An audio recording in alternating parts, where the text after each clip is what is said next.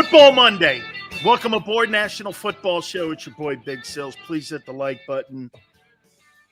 What a great weekend for football. Look, I know other sports are going on like baseball. People are jockeying for position when it comes to the playoffs. Great to see the Phillies are sitting in the two-hole when it comes to the wild card.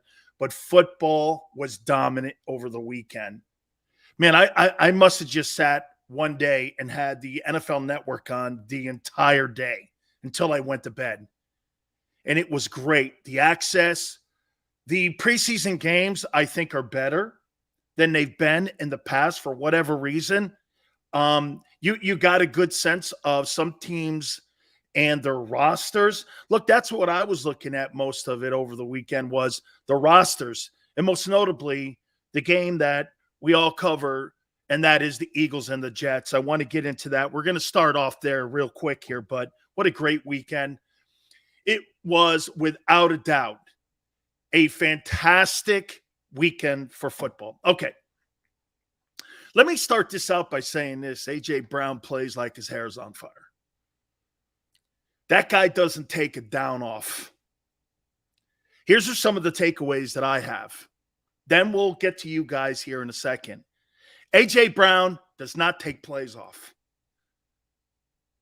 And like I said, he plays like his hair's on fire. Sense of urgency. He's a baller. That guy, you know how sometimes we used to watch Randy Moss when the play wasn't going his way? You just take the play off. He'd tip it off. Not that guy. That guy's involved in the run game. That guy's involved in blocking downfield for his guys. He is a player that plays with an edge. And that is exactly what that group needed from a year ago. The energy that A.J. Brown puts in that Eagle huddle is contagious. They were playing all with a sense of urgency. Let's start with Jalen Hurts. Look, I'm going to start it out here. You're not getting medals from Dan Sileo here on a Monday against the Jets. They're an improving roster, the Jets. He did what he was supposed to do. Congratulations. You scored against the Jets. I told you this. Those aren't the games that I'm gauging Jalen Hurts on for 2022 or preseason Jet games. It's a non-factor game. Hey, he did his job. Congratulations. No pats on the back for that. Did the offense look crisp? Absolutely. Did the O-line look good? Absolutely. Did Jalen get the ball to where it needed to? Absolutely. Congratulations, you didn't rob a bank. Show me this against Dallas, Green Bay, Minnesota, and Arizona. You do not get pats on the back for exhibition football against the New York sorry-ass Jets. I don't know where people are going with this. He looked fabulous. Against the Jets, great. Fantastic. You do not get respect for playing against the Jets. You do not. It's more of a slap in the face to give a guy credit against the Jets.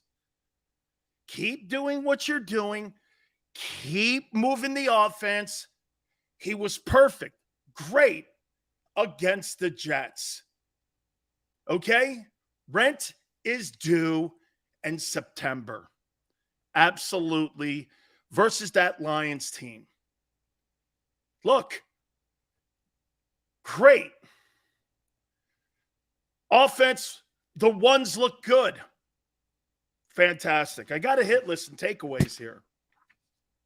Okay? Like I said, beating the New York Jets is not going to get Jalen Hurts a starting job in 2023. It's nice beginning. You want to go into every single game with the notion that, hey, get this, let's play hard. Love the fact that he got hit on the sidelines, bounced right up. Jordan Mailata's over there protecting him like it was a hockey game. Fantastic. All of that. It's expected for a good team. That's how good teams play. You want to watch a shitty team? Watch the Dallas Cowboys. That's a shitty team. I'll get to that a little bit later. Okay, the Cowboys. 17 penalties, 129 yards in penalty yards. I mean, that's not going to cut it. That's not going to cut it. Cowboys, their depth looks terrible. I know their frontline guys didn't play, but you're at least looking for effort. That was lack of effort. Jordan Davis, he's out of shape. However, when he's in there, I heard Barrett talking about him earlier today. When he's in the game, he creates a new line of scrimmage. And early on, when they had him in, he was on the second tier. God, do you know how great that is for linebackers? For them to be able to scrape the lanes going down the sidelines like that? He was spectacular. He started playing high a little bit later on in his reps. That usually comes from fatigue. We'll talk more about the coaching here in a second, but hey, every time that he engaged when it came to the guy in front of him, he was the dominant force. He looks better than advertised. Okay? I thought he was really good at Georgia. I didn't think he was going to translate into being able to grab the – he was grabbing guys like Adama Suh did earlier in his career when he was in Detroit. He looked like Adama Suh, but bigger. Suh created a second line of scrimmage. I think Adama Suh's best years were in Detroit. And to me, he played like that. He was impressive, pressing the guy. Even when the guy got front side on him, he's so large, he was pushing the guy into the second level. Very good. Very good. High marks for him. Big Sills gives him high marks.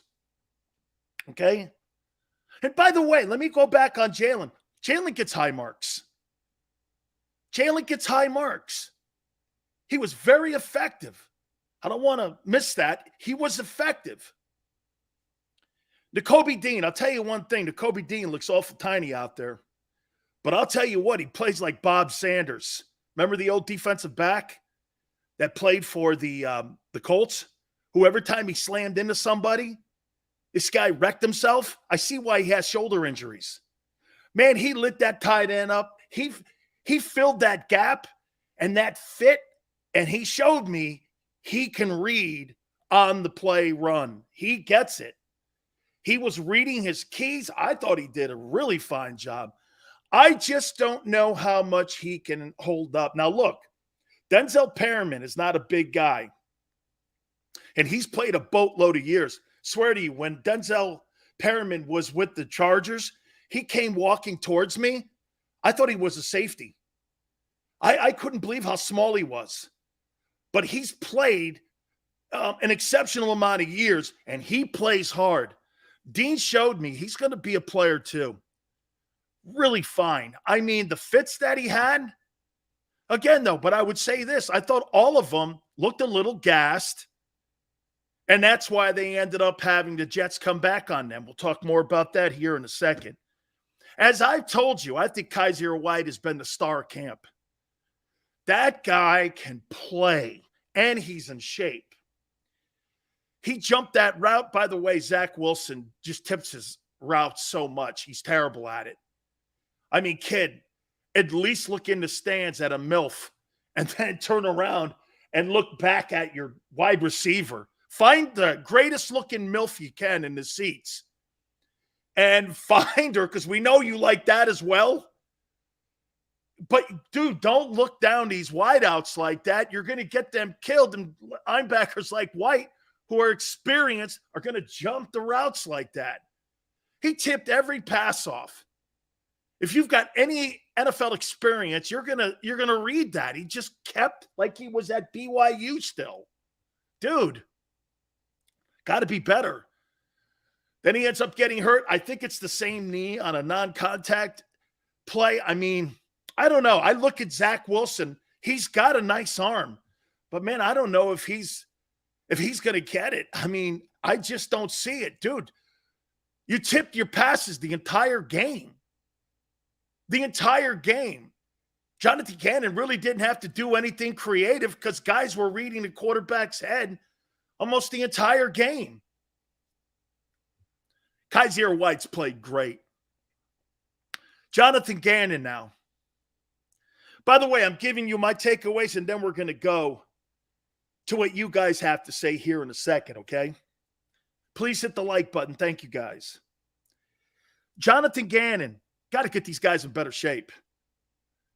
Got to get them in better shape. The reason that the Jets came back, that team is not conditioned good enough, especially on the defensive side. I don't believe outside of Kyzir White that there's one defender that can play 60 minutes of football right now. I don't believe it. They need to do some extra running. They need to do some extra conditioning. Hell, have an entire day of running. That team's not in shape. You allowed them to come back. Players were playing high. And, again, a little bit too soft in the zones for me. A little soft. 4 yards off the ball. Come on, guy. You're supposed to have these press corners. This new invention called the defensive pass rush. Get up on them guys. Jam them guys. What are you playing 4 yards off the ball for? Dude, slide up. Do something. And get in better shape.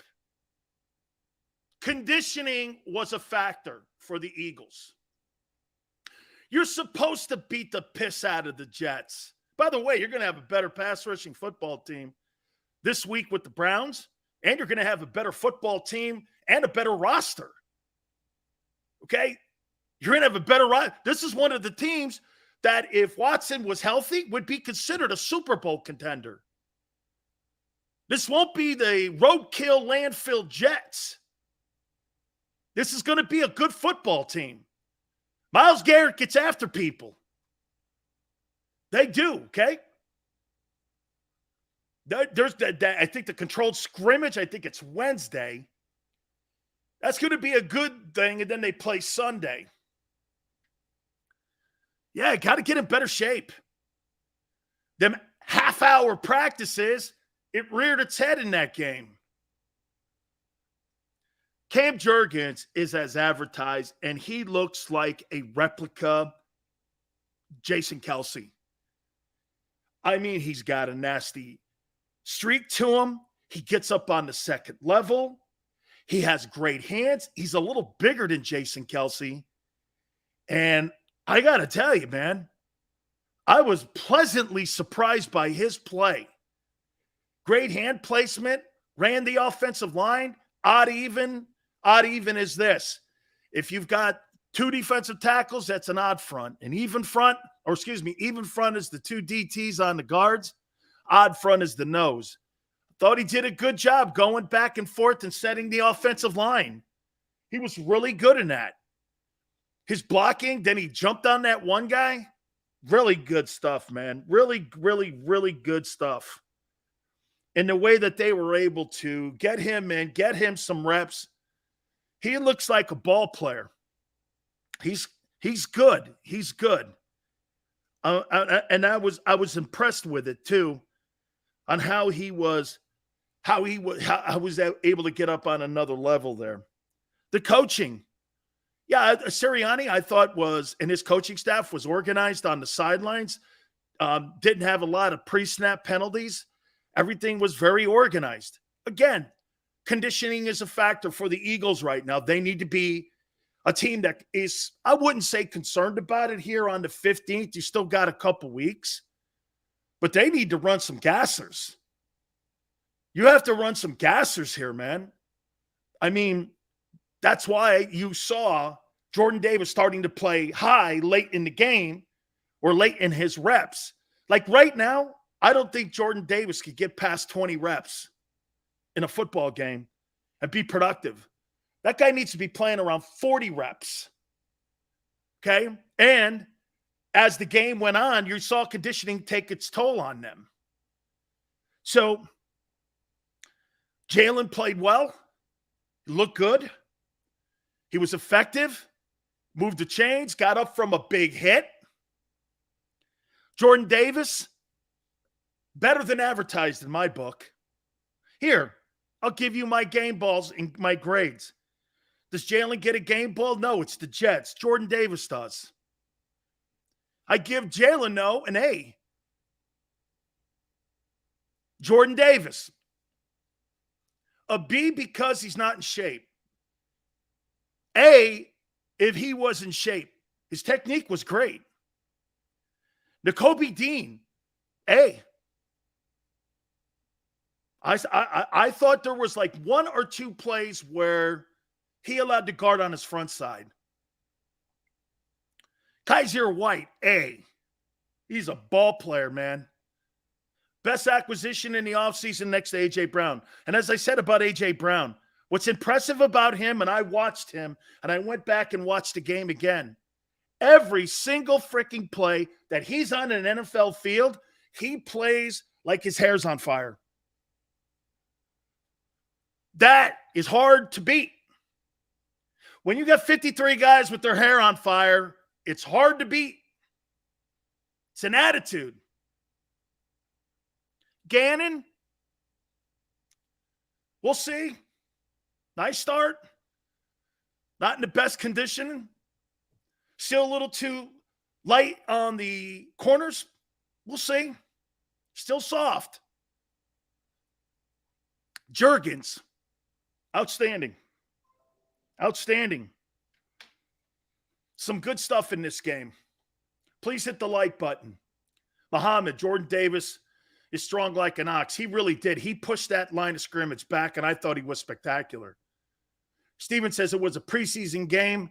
Every team's conditioning is off. I don't give a shit about every other team, Steven. I care about the Eagles. That's for other teams to be concerned about. Concerned about your own self. Get in shape. Look, it takes no athletic ability to be in shape and know where you're supposed to line up. The Eagles knew exactly where to line up, which is great. Got to be in better shape. And I agree with you, Steven, not to be a jackass, okay? But, I mean, I don't care about other teams. Run more. Run in your off time. You don't have to have a coach on your ass like a parrot telling you need to be in better shape. If you're watching yourself on game film and you saw yourself on film, there were lows out there. There were lows in high play. I watched it. I saw it, especially in the second half. Okay? Game speed, conditioning, whatever, it's code. Look like a dynasty, Sills. Okay, Kyle. Hey, way to build your dynasty off the Jets preseason game. I'm good. Those are some of my takeaways. Again, though, man, I mean, when I'm thinking of Jonathan Gannon here, still a little bit too, I hate to use the word soft because they didn't play soft. Okay? Still too, still like, it's not soft. I'm trying to come up with a word. Okay? How about safe? Press those guys, man. You got Bradbury now and Slay. Press them dudes. Okay? Tape, you're right. Tape, you make $15 million a year. You come in out of shape. That's unacceptable. Yeah, but again, remember something. They're not conditioning. It just doesn't seem in practice that they're doing any conditioning. I don't know how you get ready for a season and you don't condition yourself. Jordan Mailata looked great too, by the way. Dank says, I think Jalen showed what he did last year in that drive. Just has to do it more. That's the key. Again, Dank, like I said, I'm going to gauge him more against, well, he probably won't play after that hit now versus the Browns because they don't want to take any chances of putting, I thought Minshew looked good. Okay, I thought he looked decent. I didn't think he looked bad. I don't think he did himself any harm. Jalen Reagor, I don't know. There's a rumor going out there the Broncos have a small interest in him. I don't know how true that is. Just some of my friends in Denver are telling me that there was word going around that the Broncos had inquired, at least on a phone call, to Howie about Jalen Reagor. I have no idea what the compensation would be or even if it's a second call yet. But supposedly there was a conversation on Friday about Jalen Reagor potentially going to the Broncos. So I couldn't confirm it. But one guy that I really respect a lot in Denver said that, he knows people in the front office, and he's saying they're looking for wideouts around the league. Reagor is just one of 5 guys that they've inquired about too. And also Cole Beasley, who's still on the street. They've also inquired on what his conditioning is right now. So Jalen Reagor's name came up in Denver on Friday. I just don't know how strong it is right now. Gannon on the hot seat. All these coaches are on the hot seat.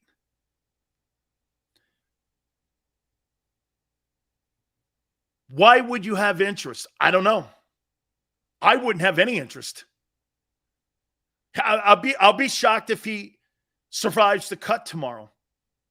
That'd be their first opportunity to whack him would be tomorrow. Jalen Reagor making the team. Get this.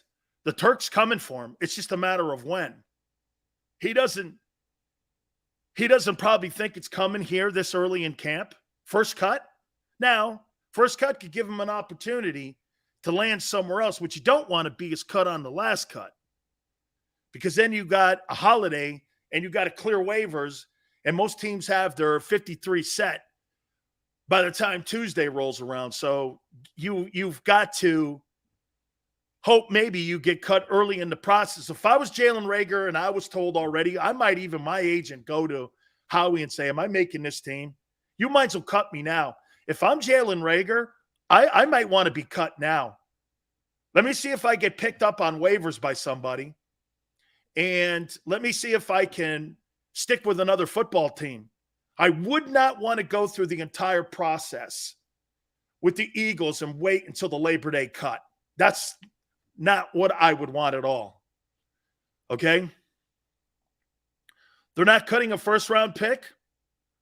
Yeah, but let me tell you, Jay, right now, that first-round pick, in my opinion, the roster spot's more important. Are you going to keep 9 offensive linemen, or are you going to keep more linebackers? More linebackers they may need. You know why? Because of special teams. They haven't really addressed all that well this offseason. And where do you get the majority of your special teams guys? You get them from the linebacking and the defensive backcourt. So to me, that roster spot is very important, especially with how many talented offensive linemen they have in the building. You may want to keep 9 guys. Why would I want to cut a guy who is going to get snatched up right away, and you got the best offensive line coach in the National Football League, Jeff Stoutland, coaching this kid up, and all of a sudden you see one of these guys get on the open market? Why would you let loose of that so you would keep a first-round draft choice just to save face? That's not winning football. That's not winning football. To me, Jalen Reagor's roster spot is more valuable than the player. Okay? I'm not passing out free chairs. There's only 53 of them chairs in 32 rooms in the world. I'm not giving one of those chairs up for a guy because he was drafted in the first round and has sucked out loud for 3 years. I am not doing that. 2 years ago, 1 year ago, okay, I'm giving you the benefit. We'll see if you can climb into your NFL skin and become a player. It's over, kid.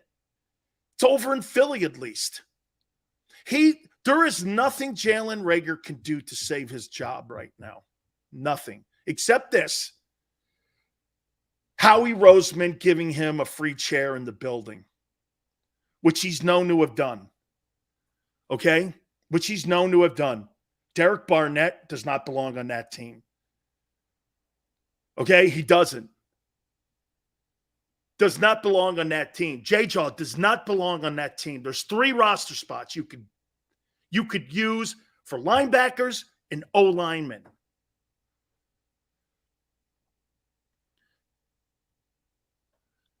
Seth says Howie does stuff like that, Sills. Yeah, well, and you're passing out valuable roster spots right now to guys who can help your team and your salary cap. Because remember this, I tell people this all the time. Half the league is made up of late round and undrafted players. Why? Because you got to balance your cap. You don't balance your cap with first, second, and third rounders. Look how many late round draft choices the Eagles have on their roster. Shit, their quarterback is a second round pick making 1.1. The value of Jalen Hurts as a player right now is monster. You're getting a $30 million player right now for $1.1 million. You better take full advantage of it. And keeping J-Jaw and Jalen Reagor and Derek Barnett on your football team defeats the entire process. Defeats the entire process. That's a good roster. I guess where I'm animated here on this is don't waste it. Because you're on the threshold of doing something great here. You're on the brink of something great. Every move you make moving forward as you get closer to September is needed to be done with strategy in mind. Okay? You've got to listen to what's going on here. Those 3 roster spots can be given out to players that deserve to be on the team. You don't deserve to be on the team because you were a first round or second round draft choice. Carson Wentz goes, happens everywhere. Again, don't waste Jalen Hurts' contract. And I'll say something to you here, Carson Wentz. Very seldom are the Eagles going to be in a position where their quarterback is not killing them in their salary cap. They are in a place right now that they haven't been for 3 years. Okay? Are you completely taking advantage of it? I would say they are. The way that they're rebuilding the roster, I would say they are. But continue the process. You have a chance of pouring better cement on this 2022 team than you did on the 17 team. The 2017 team's foundation was not built strong enough. It imploded in 4 years. This has a chance on being here for a while because the quarterback and his salary dictate this. You got draft choices next year. You got a quarterback on a $1.1 million contract. My friends, Michael Irvin said it last week. The Eagles are on the threshold of potentially building a dynasty. You could be on the brink right now of building a roster like the Bills have. Jalen was perfect from the pocket. 5-star. Yeah. Beat the Packers. Beat the Packers. Beat the Cowboys. Beat the Jets in preseason. Zach Wilson looked to me to be worse. Prior to his injury, he looked worse to me than he did a year ago. Bro, when you drop back and you're eyeballing your wide receiver, you're not playing against Utah State any longer, kid. You've got to look these guys off. These guys read every single thing and every single technique and every single key and every single habit that you have. Going to your mouth, telling me it's going to be a pass. Looking right or left. They'll look and go, he likes to look right when he throws to the right hash. They'll pick all that stuff up. You put a book on these guys and you start putting tendencies together. They've got a guy in the building and in the box that watches player tendencies at the quarterback position on what he does on every play. Manning used to have that habit of going to his mouth when he was going to throw the ball. He'd always do that. Everyone knew he was throwing the ball. No matter if he had a play action set up formation, you knew he was throwing it. There's a guy in the booth watching all this.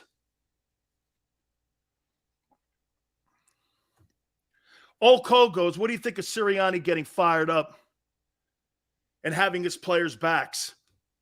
I don't know. Great. I don't want my coach fighting.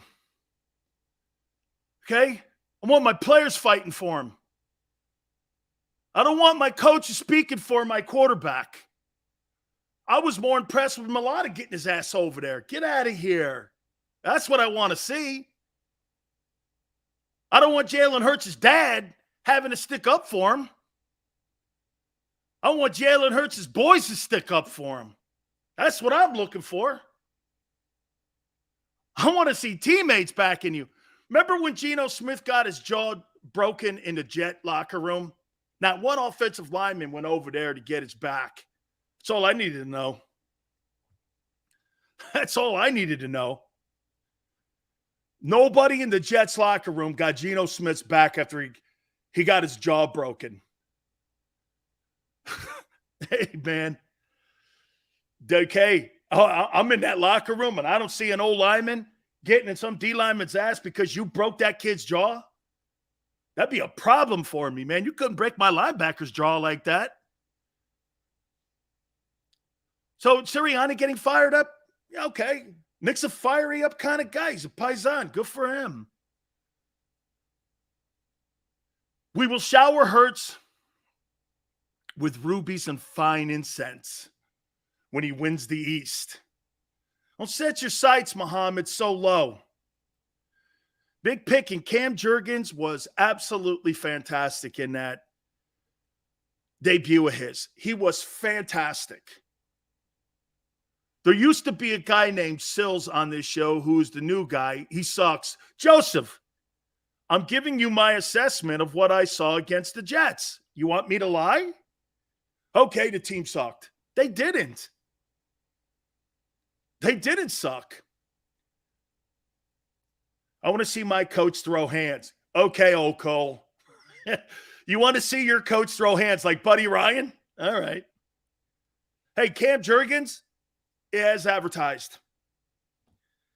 As advertised. Absolutely. As advertised. So you take away from this, okay? You take away from this a really good way to start it. 6 for 6, 158.3 quarterback rating. Against the Jets, great. That's what you need. Okay? That's exactly what you have to have. I saw Gardner Minshew with 130 rating last year against that same Jets team in a real game. So let's put everything in perspective here. Okay? Minshew, in a game that mattered against that same Jets team, played exceptionally well against them. So put everything in context here. Minshew's game against the Jets was more impressive than what Jalen's drive was because that game mattered. It was a win on the road.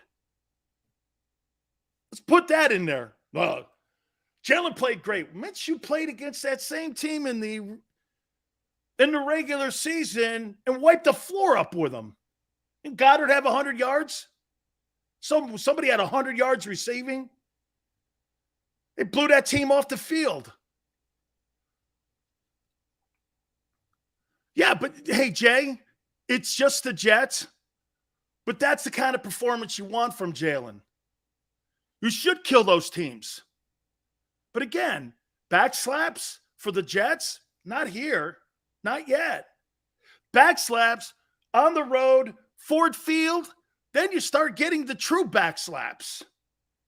Then you get game ball. Then you start to show yourself. Great. Hey, watch this. Let me back up and sign it on the line.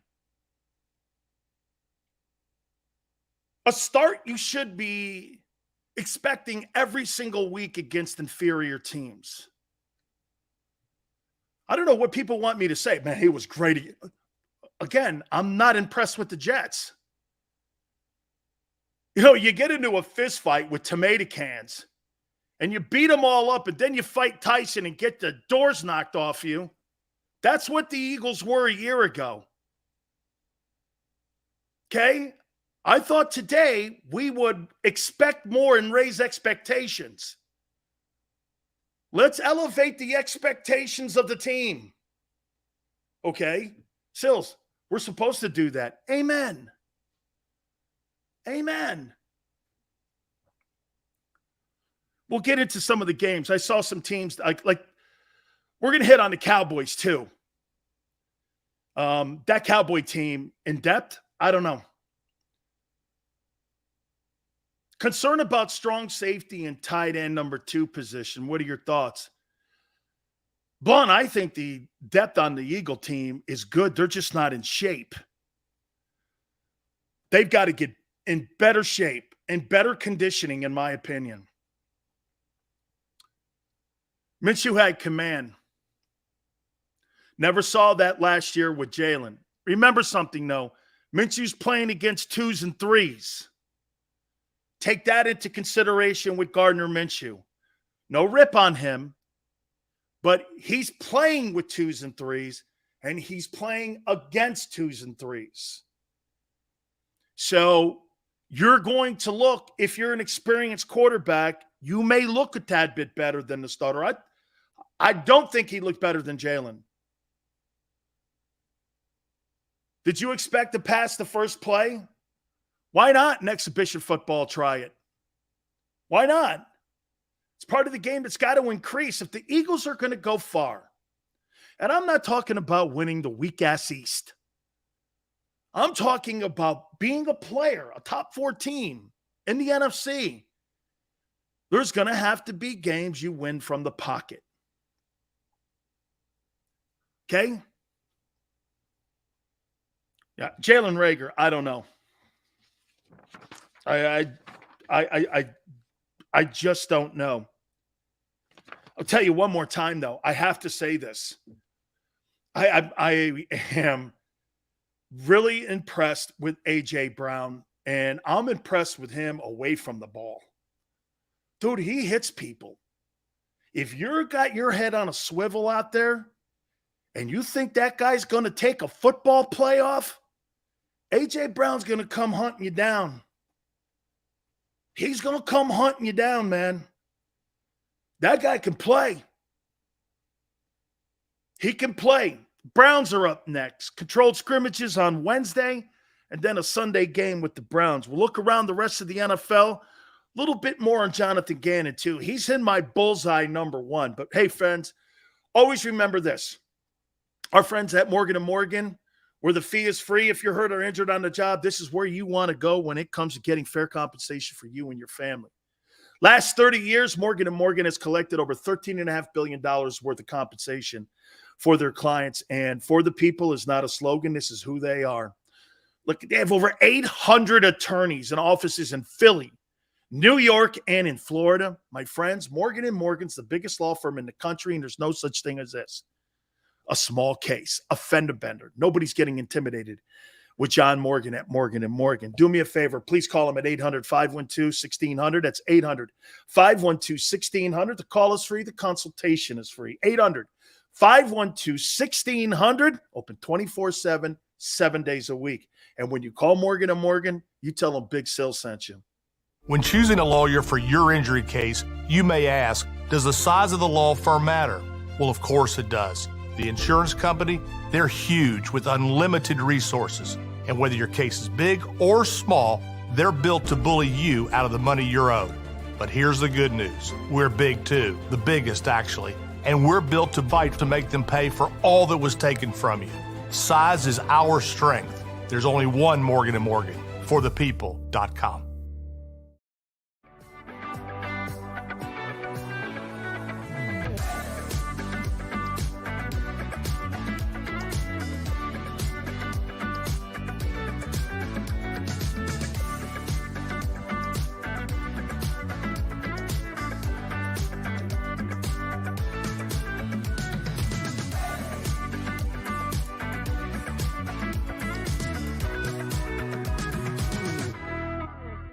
Do you stream on a Roku, Fire Stick, Android TV, or Apple TV? Now you can watch 6ABC 24/7 with the 6ABC Philadelphia streaming app. The big story on Action. Search 6ABC Philadelphia and start streaming today.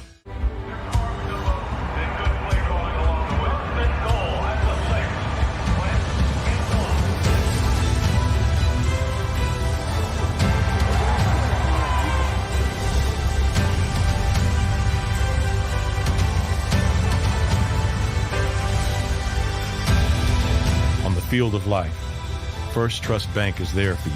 Champions on three. 1, 2, 3. Because Philadelphia dreams deserve a Philadelphia bank. At Stateside Vodka, every new customer gets the world's best rocks glass. Free. What's that? A rocks glass? You're telling me that bottle is cut in half? You could say that. Holy shit. The glass is for cocktails, right? It's for this, this, this, and that. Is the length of the glass equal to your... You betcha. But is it made out of... Glass? Yeah, okay, but is the rip... Smooth? Will you stop doing... That? I'm the professional here. And you're telling me I can get one of these glasses for free? That's right. One free rocks glass per customer with each first-time purchase of Stateside Vodka. All from the company that's highly awarded. 0 carbs, 0 sugar, and deliciously tasting vodka. So good, it just disappears.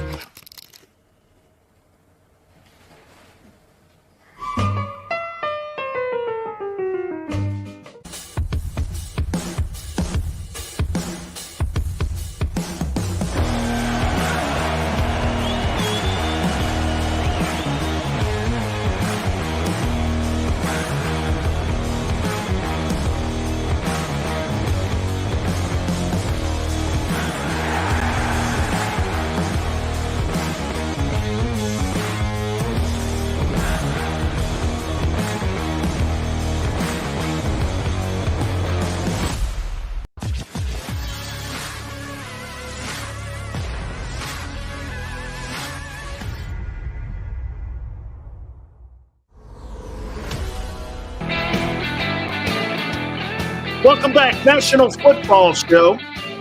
With your boy Big Sales. Hey, somebody confirm that trade to Atlanta. If that just went down here, let me know if the Eagles have traded JJ to the Atlanta Falcons. I'd like to know that because I'll reach down there to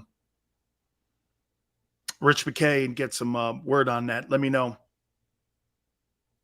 if he was traded to. Oh, you mean the Seahawks? Traded him to the Seahawks. Okay, so was he traded to the Seahawks? J-Jaw has been traded to the Seahawks. Great.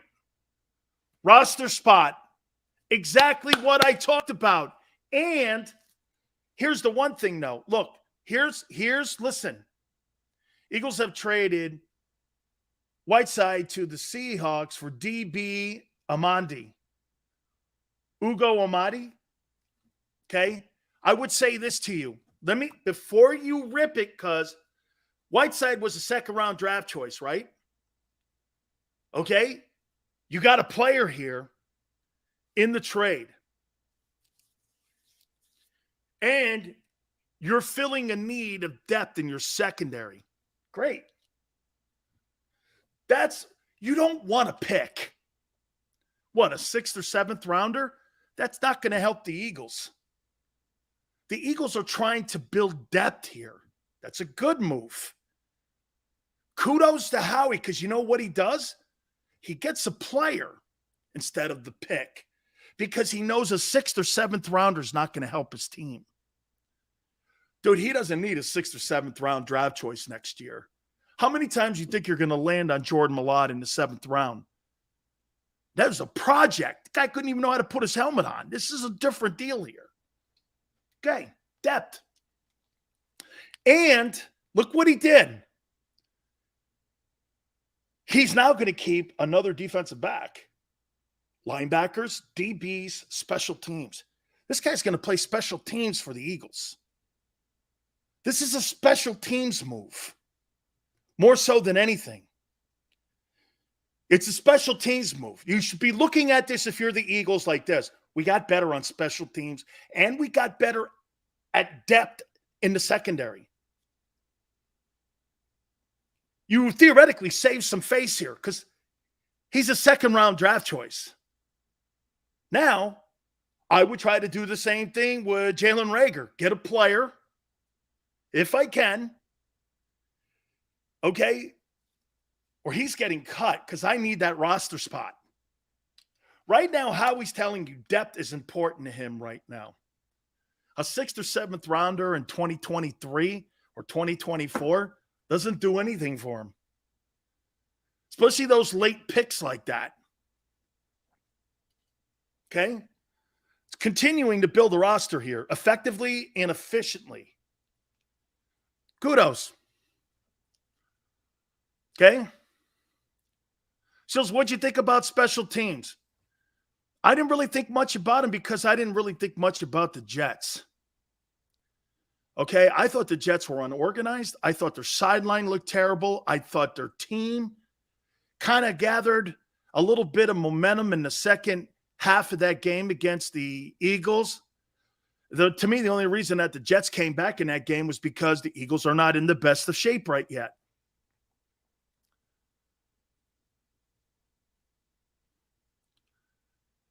Ryan, Reagor's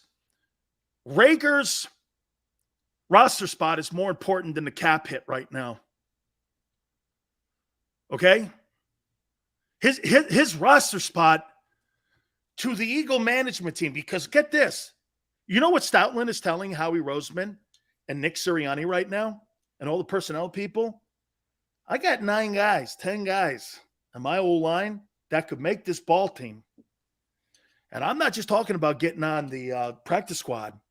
I'm talking about being a factor where these guys, in case we have catastrophic injuries in the O-line, we got people that can cover it for a bit until people get back healthy. If the Eagles are going to win a Super Bowl this year or an NFC championship, it's going to be because of Jeff Stoughton's line. We still got work to do with Jonathan Gannon. Dude, those soft-ass approaches a little bit on covering wide up. 4 or 5 yards still off the ball. Got to be better there. Quality teams will beat you. And you got to be in better shape.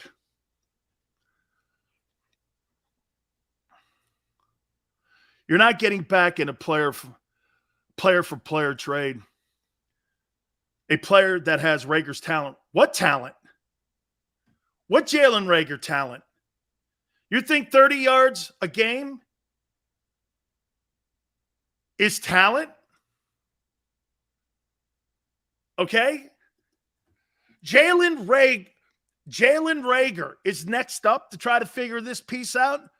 But Whiteside's, you could never get the value back for Whiteside in a second-round draft choice. So what do? You go out and get a body for special teams and depth. It's a no-brainer. You were never going to get a player of a second-round quality on April 15th going into the first cuts. Not happening. It's a strategically well-done move. Okay?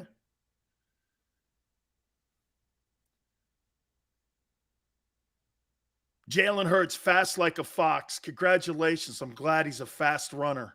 By the way, that Devin Allen experiment, he'll be cut tomorrow. I don't even think he played, did he? It's not happening.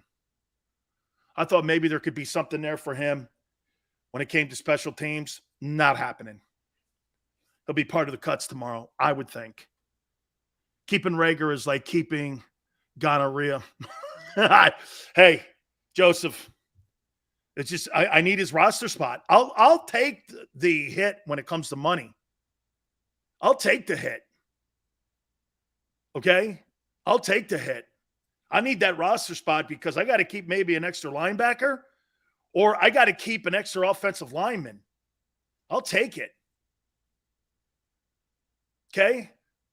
And Xander goes, then you cry about dead cap. Yeah, well, when I've got quality players, see here, the idea is to accumulate good football players.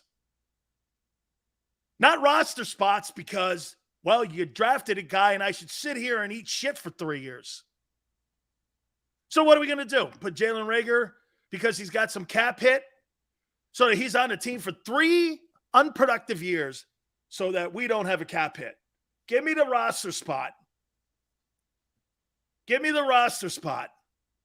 It's the last year of that contract anyway, isn't it? I don't think he has another year.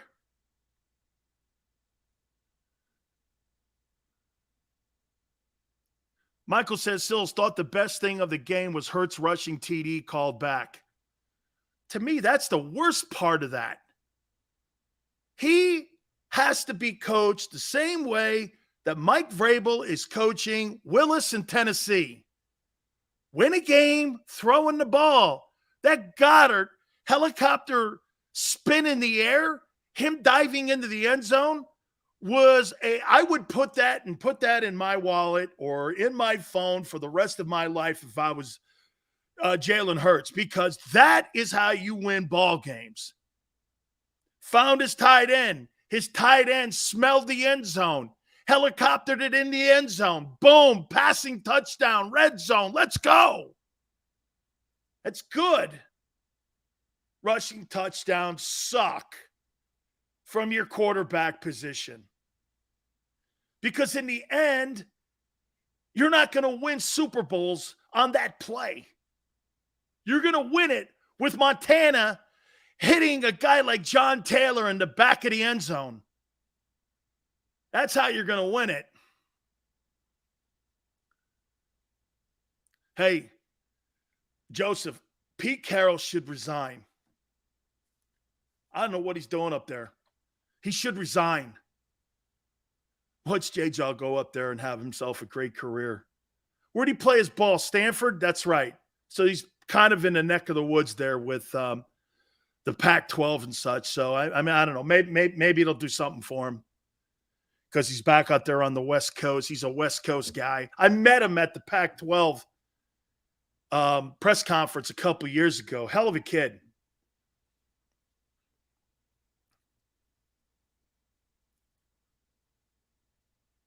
Wentz rushing touchdown versus the Rams in 17. Can we trade Gannon for Pete Carroll? I would like. Let me throw this at you here too before I get back to the Eagles here. That Dallas Cowboy football team that I watched and witnessed against the Broncos, 17 penalties for 129 yards. Mike McCarthy is the anchor around that franchise's neck. He gets asked about the penalties. Do you know what penalties are? Lack of discipline. And you know why there's a lack of discipline in Dallas? They think the coach is a joke. They think the head coach is a joke. He's got no autonomy to get in anyone's ass or hold them accountable. That coach cannot go to players and get in their ass in any way because Jerry Jones is the hidden coach on that team. That's a shame.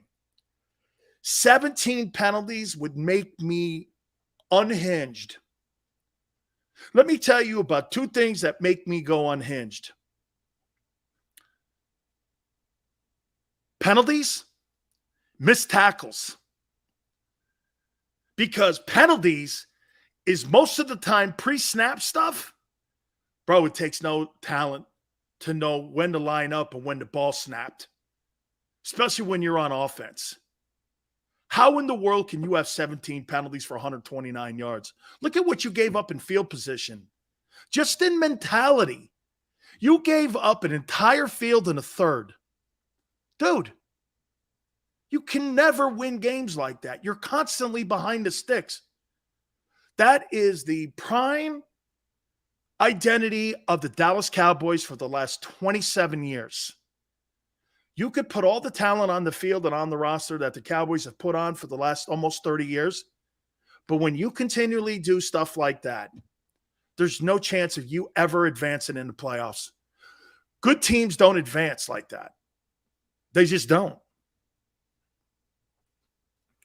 Ryan says that Sills Dallas is going nowhere fast. I completely agree. I said this and I made the prediction. I do not believe the Dallas Cowboys make the postseason. I do not. Okay, I do not think they go. Now, Name, I did like that. Sirianni calling out Saley on the sidelines. Penalties are a lack of discipline, but the Cowboys have been known to have a lack of discipline for 30 years. What a joke, man. I watched that game too. And you're just watching penalty after penalty. And then when Mike McCarthy gets asked questions about it after, he gets all butthurt because his football team is flopping around out there. And they did the same shit last year. Didn't they lead the NFL in penalties? I mean, what did you expect? Better coaching? Jerry Jones doesn't allow it. You can't coach players hard in Dallas. And most players want to be coached hard. Lawrence Taylor was coached hard by Bill Parcells. How many times you see Parcells and LT screaming at one another on the sidelines? Better get your guys' asses together. Better get your guys' asses. And he's like, I'm on it.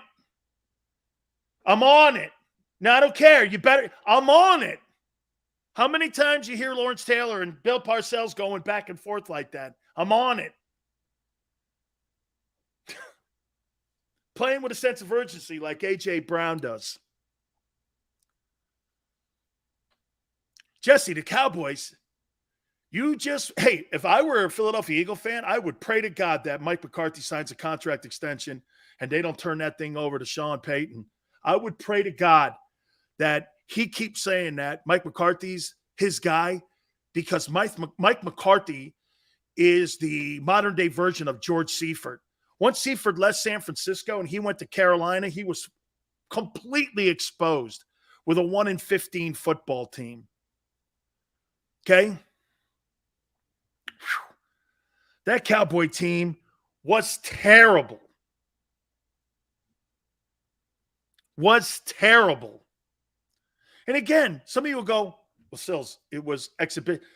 Penalties should not happen in scrimmages, exhibition football, or games that matter. If you can't take care of shit in exhibition football, how are you going to flip a switch when the games matter and you got to play the Philadelphia Eagles at Lincoln Financial with all you maniacs screaming at you? How are you playing that game in week 6 with that crowd on your ass in a game that's probably going to be for first place in the NFC East? Better have your shit together for that game, or the Eagles are going to give you a wake-up call. By the way, I'm more and more, I said the Cowboys would sweep you guys. I don't know, man. I may have to revamp that thing. That was a terrible they were just all over the place. That exhibition of football that the Cowboys put out there against the Broncos, I'd burn the tape. I wouldn't even watch it. I'd run your asses for 3 hours. Joseph, 17 penalties. Dude, 7 is something you kind of live with.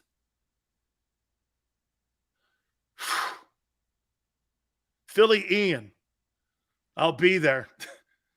If that fan base is there and you're acting like that, the Cowboys are going to get run off the field. Nate says, we do the sweeping. Just might be. We're going to find out a little bit more about the Eagles this week against Cleveland. Cleveland's got a damn good roster. And they got a heck of an offensive line, too. Yeah, Jeremiah, I think the Cowboys' depth sucks. You know why?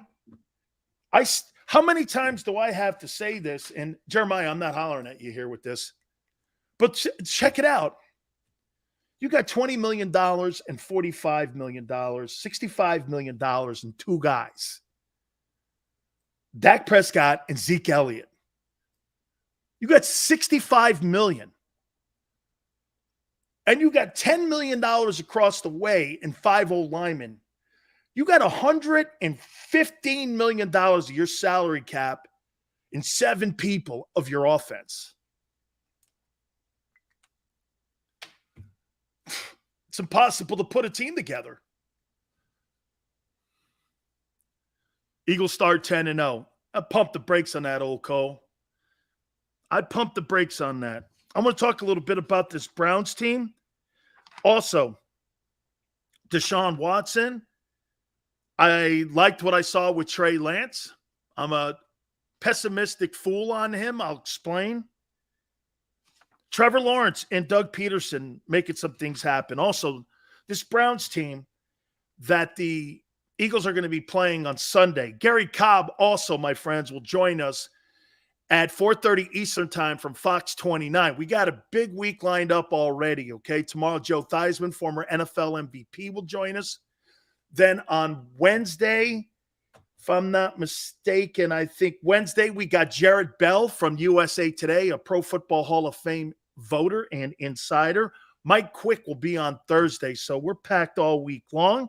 Please hit the like button, hour number 2. Keep it here on the National Football Show.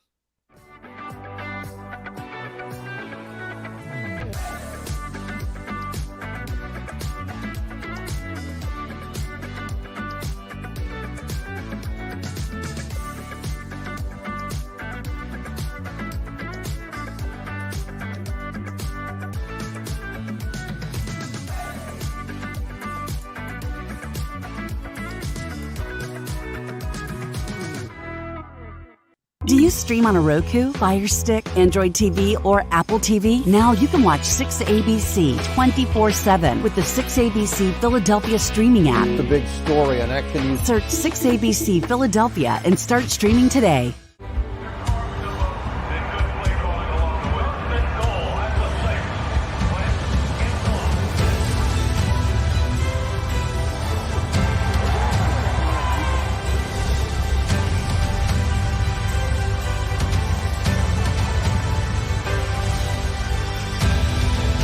Field of life, First Trust Bank is there for you.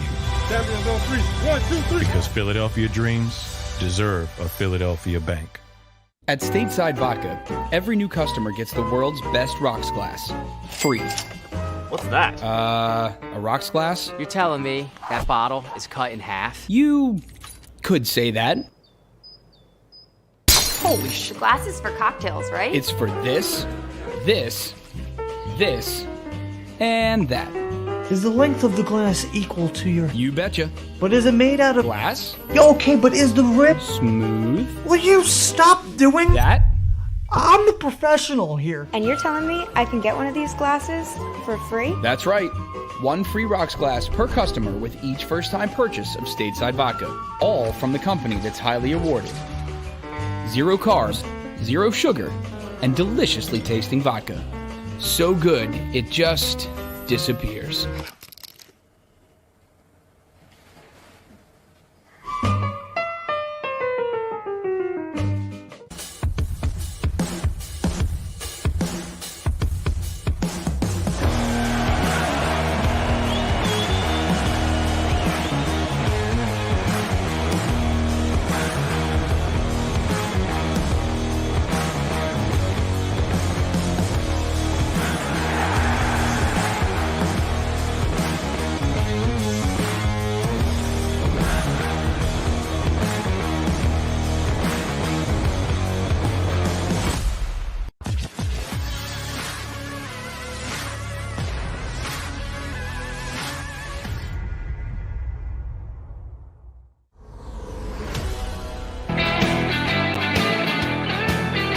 Welcome back. National Football Show, hour number 2 with Big Sills here on the National Football Show. We'll have Gary Cobb at the bottom of the hour from Fox 29 in Philadelphia.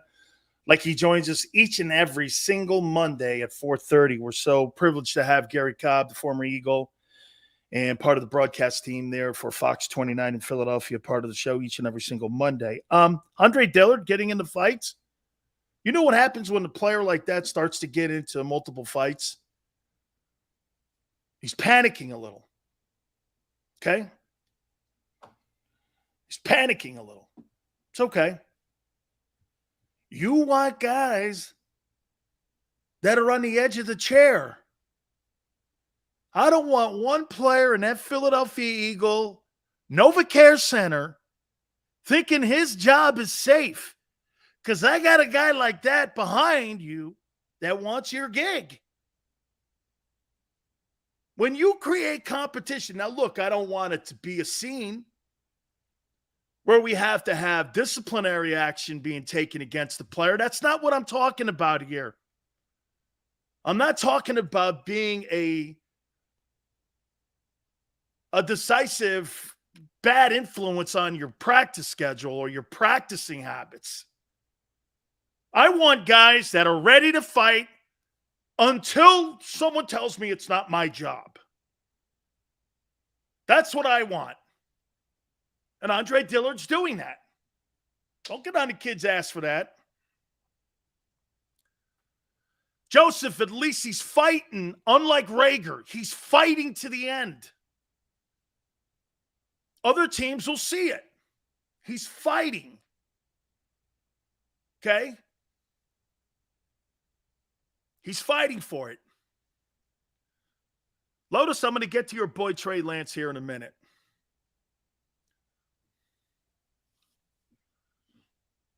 Are the Eagles expecting Trey to come back and play? If so, what is his time frame? That's right. Snow, Andre's fighting for his career. It's exactly what everybody in this room would do when you have an opportunity to play in the National Football League. I admire it. I don't have a problem with it. Okay, he's fighting for his NFL career. What would you rather have him do? Surrender? You know one thing Howie can say, at least if the kid's going down swinging? You know the one thing he could say? Well, at least he fought for his job, unlike Reagor, who just meandered through being an Eagle for 3 years. It was almost like the only way you knew he was here is when you saw his jersey, because you never saw his production.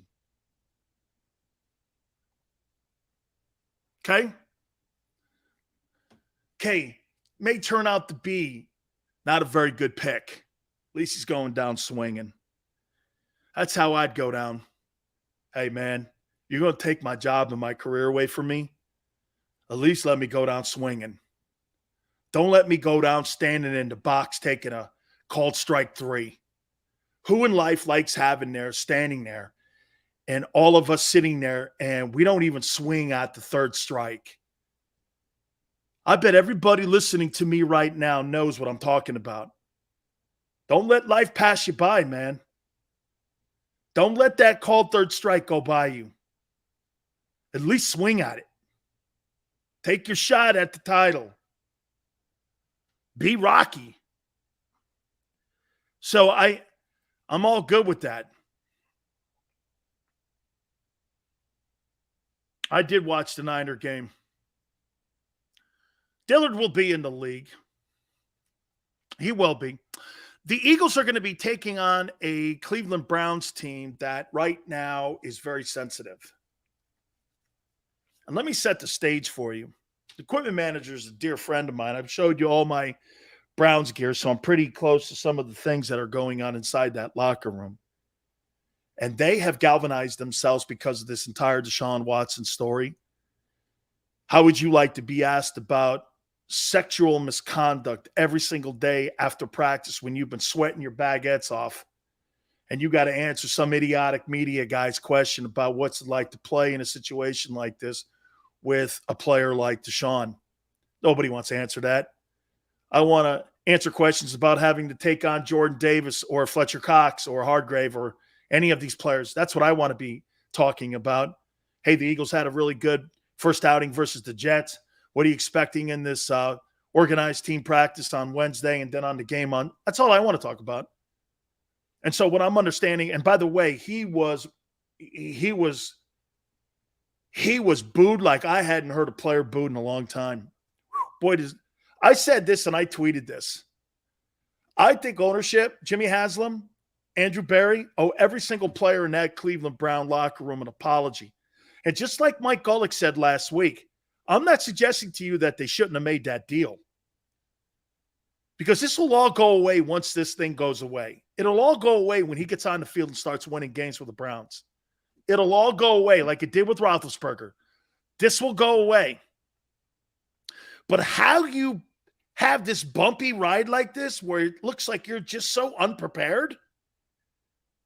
You're causing noise in the locker room that you don't need. And that Browns team right now is taking it personal. Okay? It's taking it personal. By the way, Watson was off, Sydney. I was not surprised by that. I was not surprised by that. But you're going to get a look at a football player, and I think they're going to play his ass versus the Eagles on Sunday. I think they're going to play him. He may play significant time because when he comes off this suspension, I believe they may end up getting their 8 games. I don't think it's going to be more than that. When he comes off that 8 games, he's going to be ready to play. And he's going to need reps. And I would, you know what I would do too if I were the Browns? I would figure out, if I'm Kevin Stefanski, how I can get Jacoby Brissett the playing reps that he needs and also get Deshaun Watson the reps he needs. Maybe you play Jacoby more at the beginning and you play Watson in the end. He's a spectacular talent.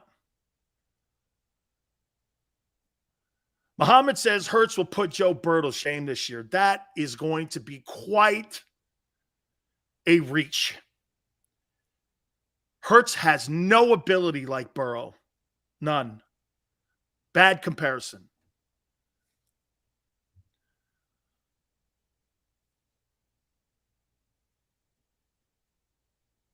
Browns knew they would have backlash from trading for Watson. Yeah, but it's the way they've handled it. From the owner and handling of Baker Mayfield to the whole thing with the players in the locker room. You know what they needed to do? They needed to have access off limits. They needed to do what the Eagles do. Limit press credentials. That's what they needed to do.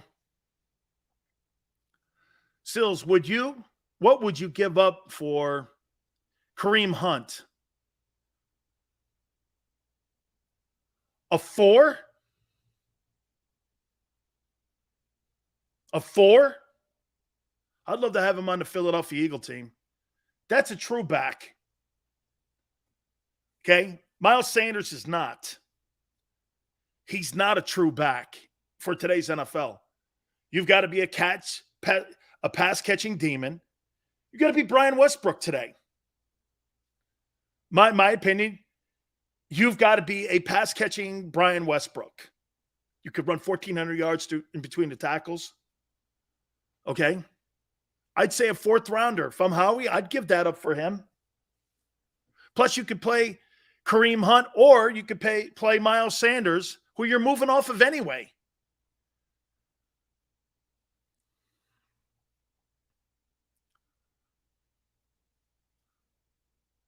They booed Watson before. That game was, I could not believe it. Spot says, yeah, just watch the take charge this year, guys, that looked real good last year and won't look as good this year. Mark my words. Yeah, because there's a different game plan on you now. By the way, don't forget Gary Cobb from Fox 29 at the bottom of the hour.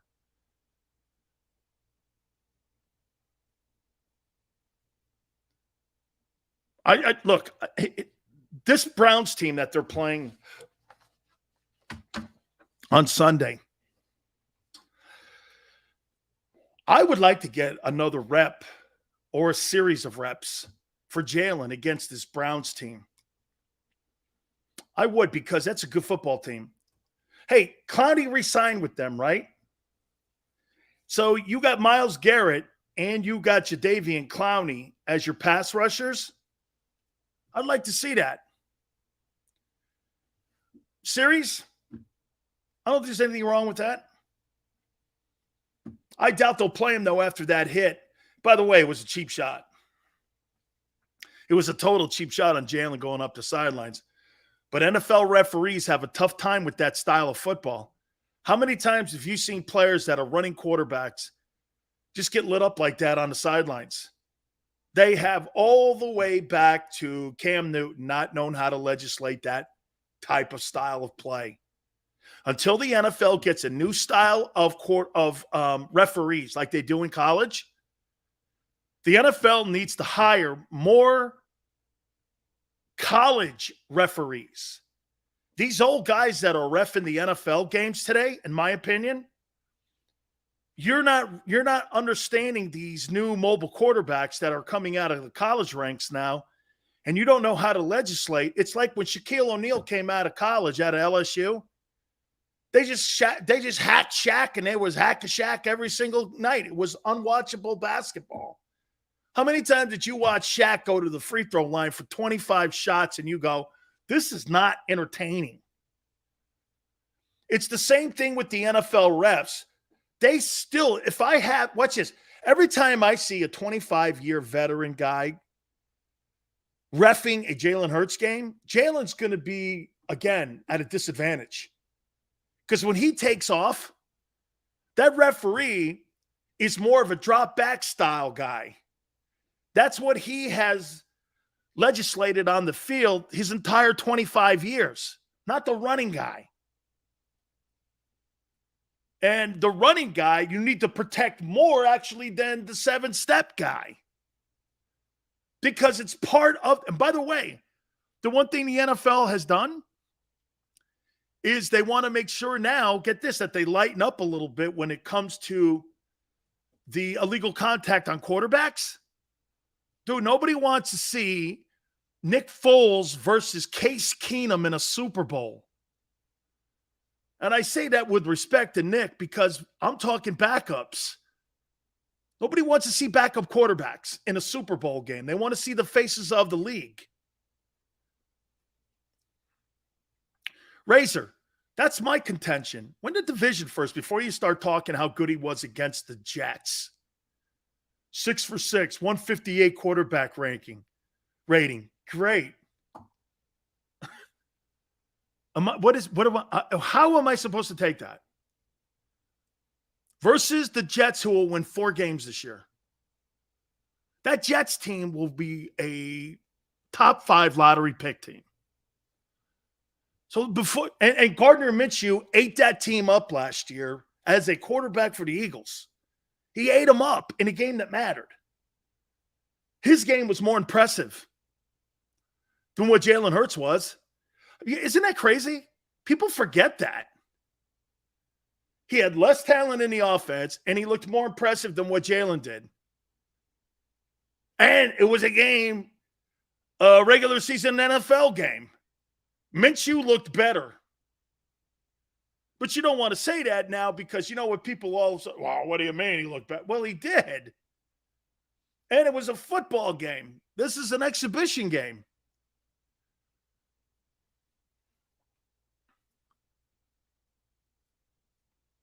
We'll see. I can't wait to hear what Gary said. I mean, I'm going to lay it out, and I won't lead him. Man, stop that shit. What? Stop what?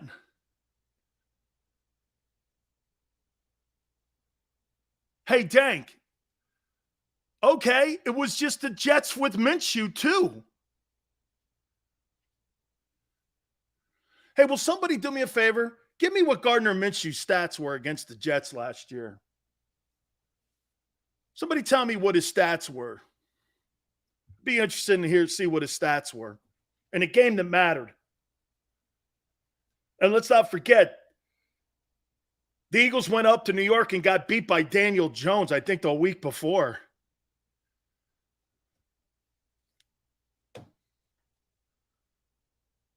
Ain't no way. Yeah, he did. It was a football game that mattered last year. Okay, you're right. Dank, that's not true. Was Gardner Minshew 20 of 25 for 242 yards and 2 touchdowns versus that same Jets team in a regular season game? Okay. That can't be true. Dank, you made that up. Dank, you made that up. There's no way. Gardner Minshew was 20 of 25 for 242 and 2 touchdowns. There's no way. Please say, Dank, you made that up. Okay? Tell me, please, you made that up. Adam, don't tell me. Oh, my God. Yeah, what was that quarterback ranking? What was the rating on that one? And it was a regular season ball game. Dallas Goedert's best game as a pro. Really? So what are we saying here? 6 for 6. Oh, my God. I'm going to end that. Hey, wait a minute. I may even start that with JAKIB. Hey, man, Gardner Minshew was 20 of 25, a backup quarterback versus that same Jets team for almost 250 yards and 2 touchdowns. Holy cow.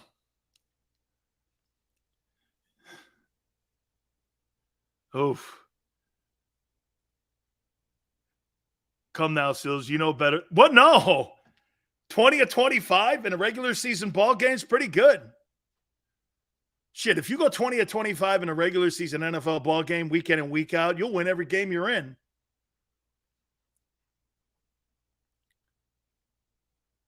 N91 goes, you're really acting like a clown now comparing Hurts' performance, even if it didn't mean anything. My point is it didn't mean anything. Gardner Minshew's performance versus the Jets was better because it was a regular season ball game, is all I'm saying. And we're surprised. How come we're surprised by Jalen's effort? How come we're surprised by it? The day I'm not surprised by an effort like that is the day he's here. It's the day he's here. Agreed. Xander, agreed. It's goofy. It's a dumbass argument. Right. It's 6 snaps. Hey, by the way, let me circle back here. I'm not talking shit on Jalen. I swear to you. But I'm not going to give kudos for a game that doesn't have anything. And Xander's right. This is kind of goofy here a little bit. Gardner Minshew played great in a football game last year. 20 of 25, 242. I don't give a shit if you hate the kid or not. Any quarterback that goes 20 of 25 for 242 yards and 2 touchdowns is a good day.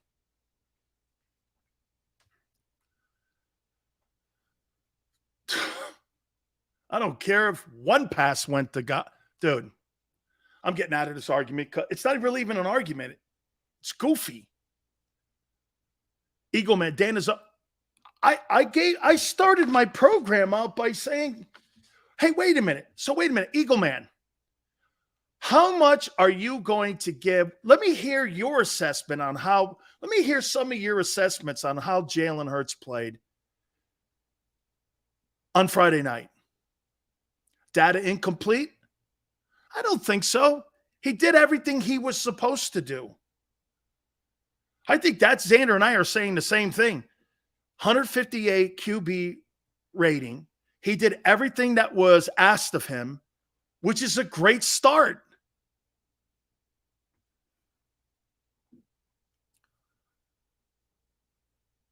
Who's the most popular player on an NFL team? I don't give a shit about Gardner Minshew. I don't care about him. Gary Cobb, bottom of the hour. Fox 29, Philadelphia. Hopefully we're able to connect with him here in a couple minutes here. I'd love to get his comments on what he saw.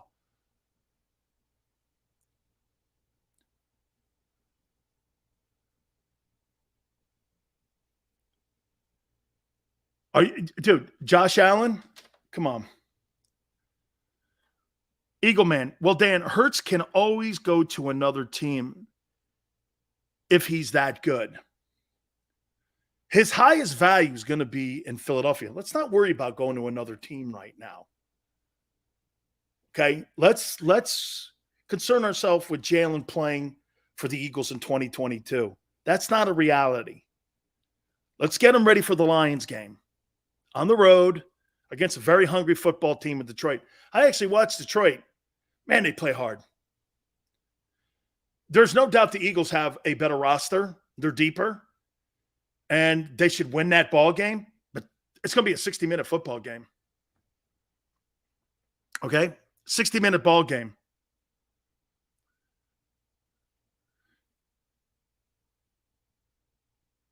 Happy we have a good back. Hey, Patrick, amen. Patrick, you have one of the great substitute teachers in the game, and I think Indianapolis has the other one. I do. I think in case of catastrophic injury to Jalen Hurts, I think you have one of the best substitute teachers right now in the league in Gardner Minshew. Absolutely. That's why Howie didn't want to let him loose.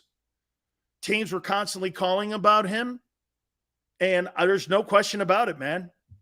He's a good backup.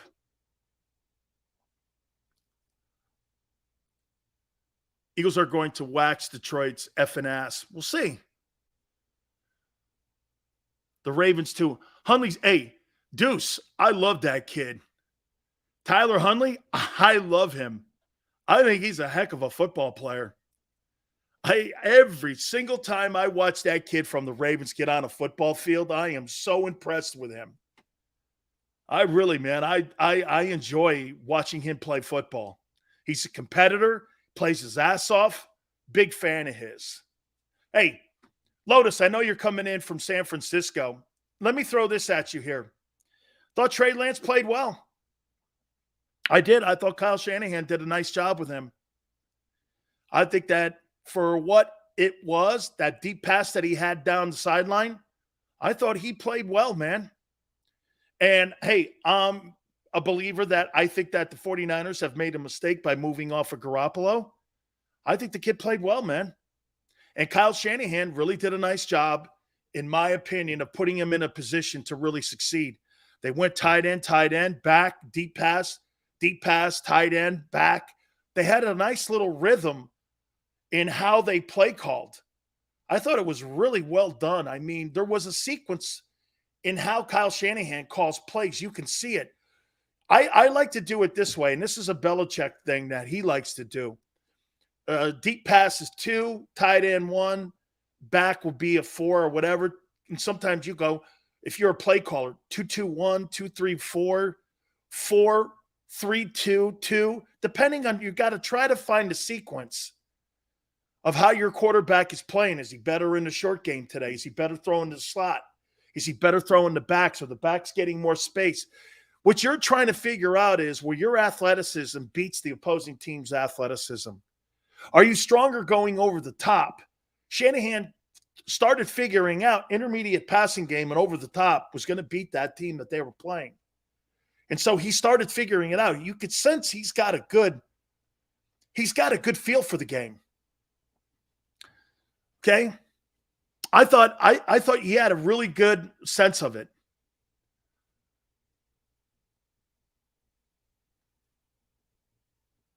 Who was a better career, Jordan Davis or Kyle Hamilton?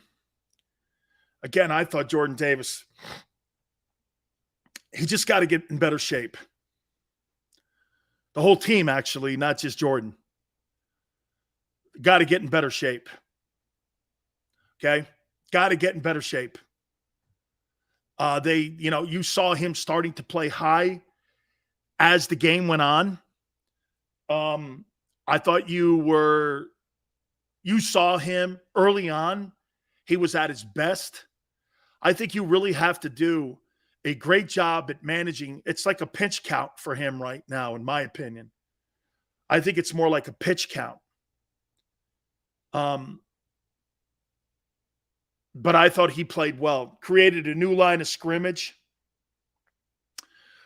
Kid looks like a force. And by the way, for the 13th pick in the draft, for him to step on a field like that and control the line of scrimmage the way he did, I mean, listen, let me just say this to you. Like I said earlier, he has the same kind of country strength like Adama Sue has.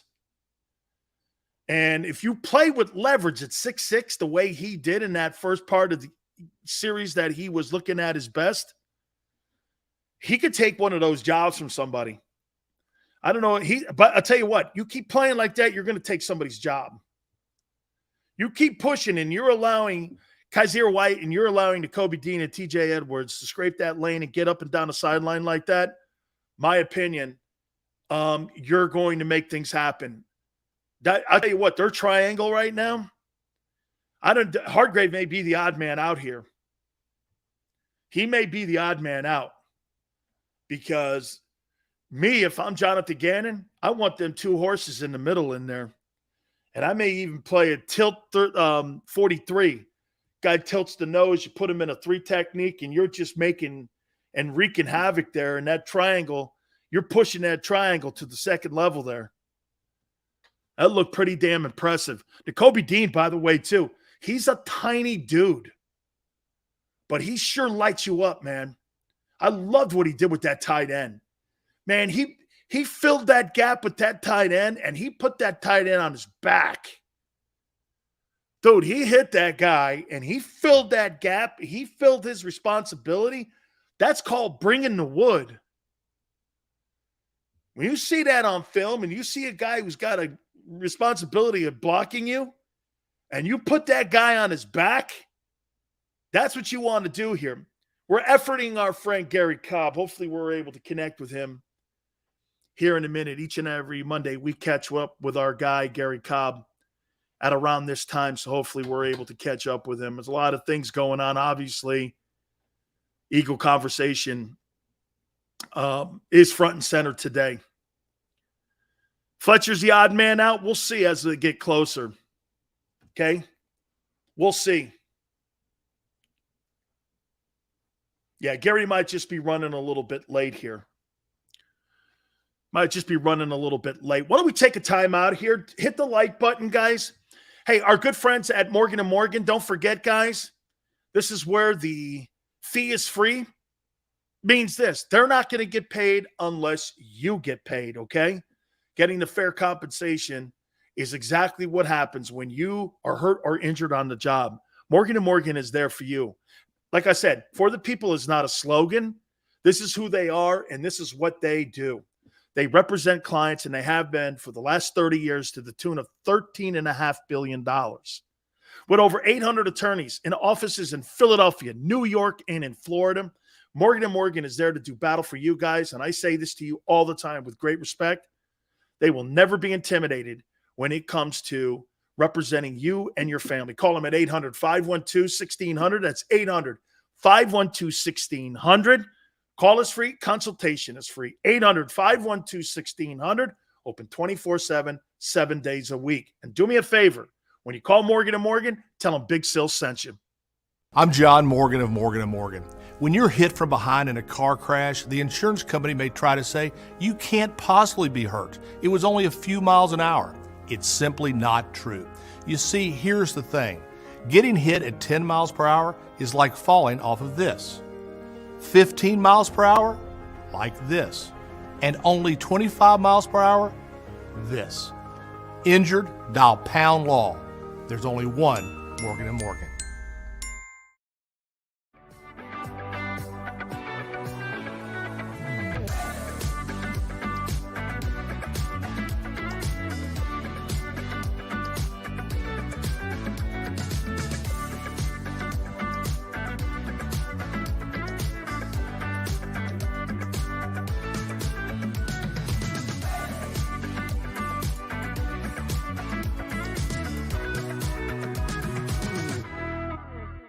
Do you stream on a Roku, Fire Stick, Android TV, or Apple TV? Now you can watch 6ABC 24/7 with the 6ABC Philadelphia streaming app. The big story on Action News. Search 6ABC Philadelphia and start streaming today.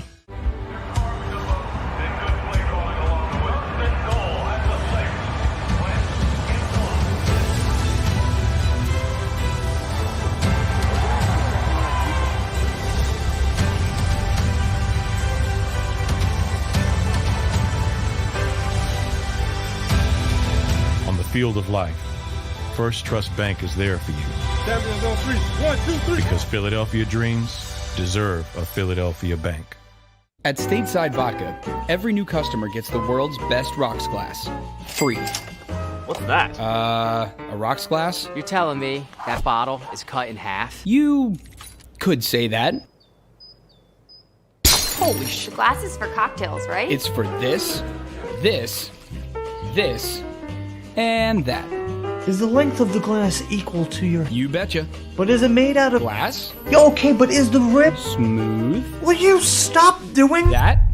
I'm the professional here. And you're telling me I can get one of these glasses for free? That's right. One free rocks glass per customer with each first-time purchase of Stateside Vodka. All from the company that's highly awarded. 0 carbs, 0 sugar, and deliciously tasting vodka. So good, it just disappears.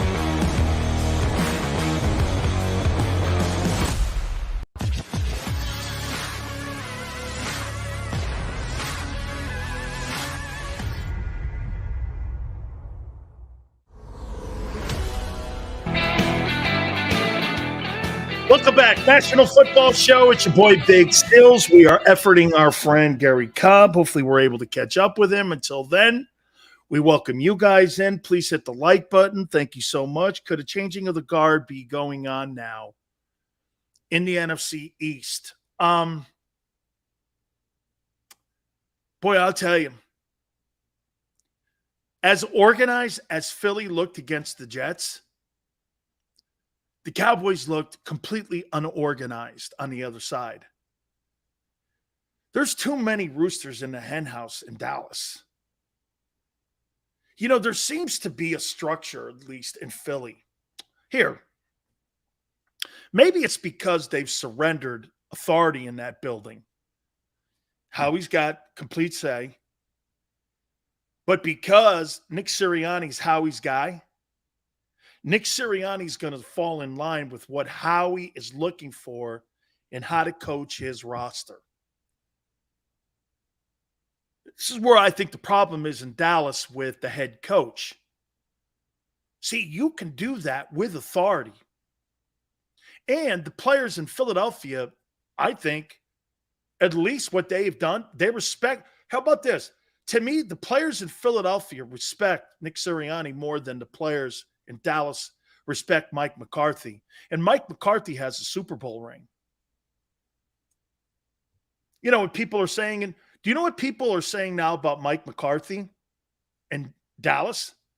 Well, he won that ring because of Aaron Rodgers.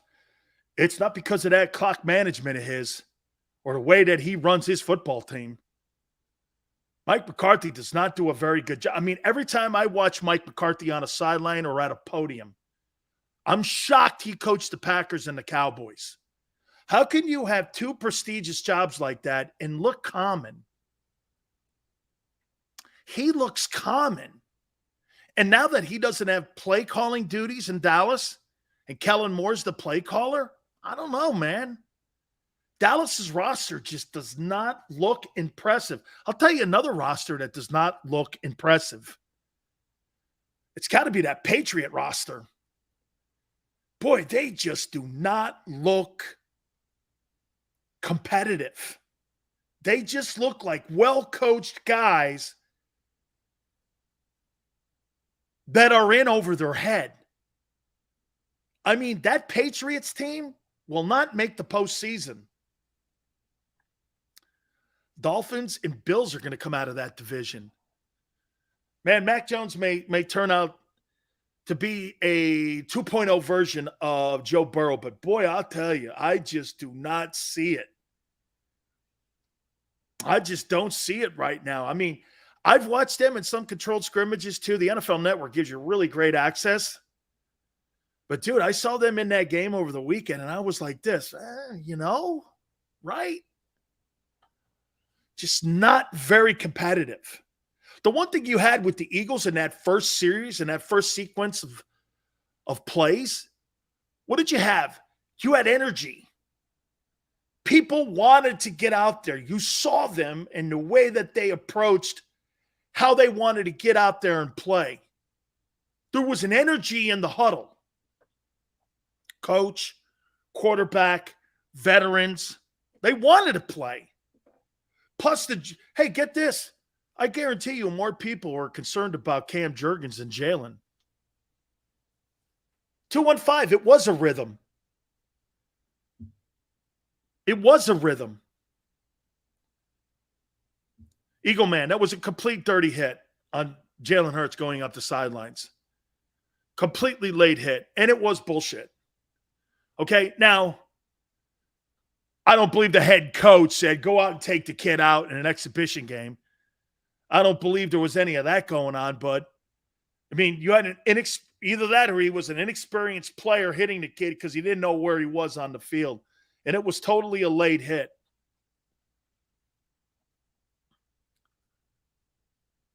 Cowboys and Commanders will fight for the bottom of the division. I think the Commanders are better than what you think they are. Overzealous? Okay. Hey, by the way, at the top of the hour, again, some more takeaways I have from the game. I want to go back over some of those takeaways, all the way from A.J. Brown all the way down to the fact that they've got to be in better shape. And what should you do this week against the Browns? Should you play Jalen Hurts? And hopefully, like I said, we're able to effort our friend Gary Cobb and hook up with Gary from Fox 29 as we always do on a Monday. How about when Hurts ran into the end zone comfortably without getting touched? That was called back. I don't know. Hurts needs to step up in the pocket more instead of bailing out and around. Robert, it's a good observation. That's, again, first series, you know, they'll point that out in game film. He's open here. Because they don't want, hey, watch this. If I want Jalen to play 17 games, I don't want him running. Jalen Hurts will play 10 years in the NFL if he learns how to throw the ball. Jalen Hurts will play 6 years in the NFL if he continues to run the ball. Remember I said that. Because eventually, guess what? That hit's coming. Joe Burrow has knee surgery because he was sacked 70 times. Eventually, he was going to catch him. All law averages are going to catch you. You get hit 100 times, someone's going to do something damaging to you. One of those, it's inevitable. And when you play the style of play that Jalen plays, it's going to be inevitable. That's why the Eagles are hoping that the beginning of what we saw against the Jets translates into being a better passing game. They paid $100 million for a guy not to block. Okay? Deuce says, would love to see the starters for at least 3 possessions. That'd be a better sample size for the preseason.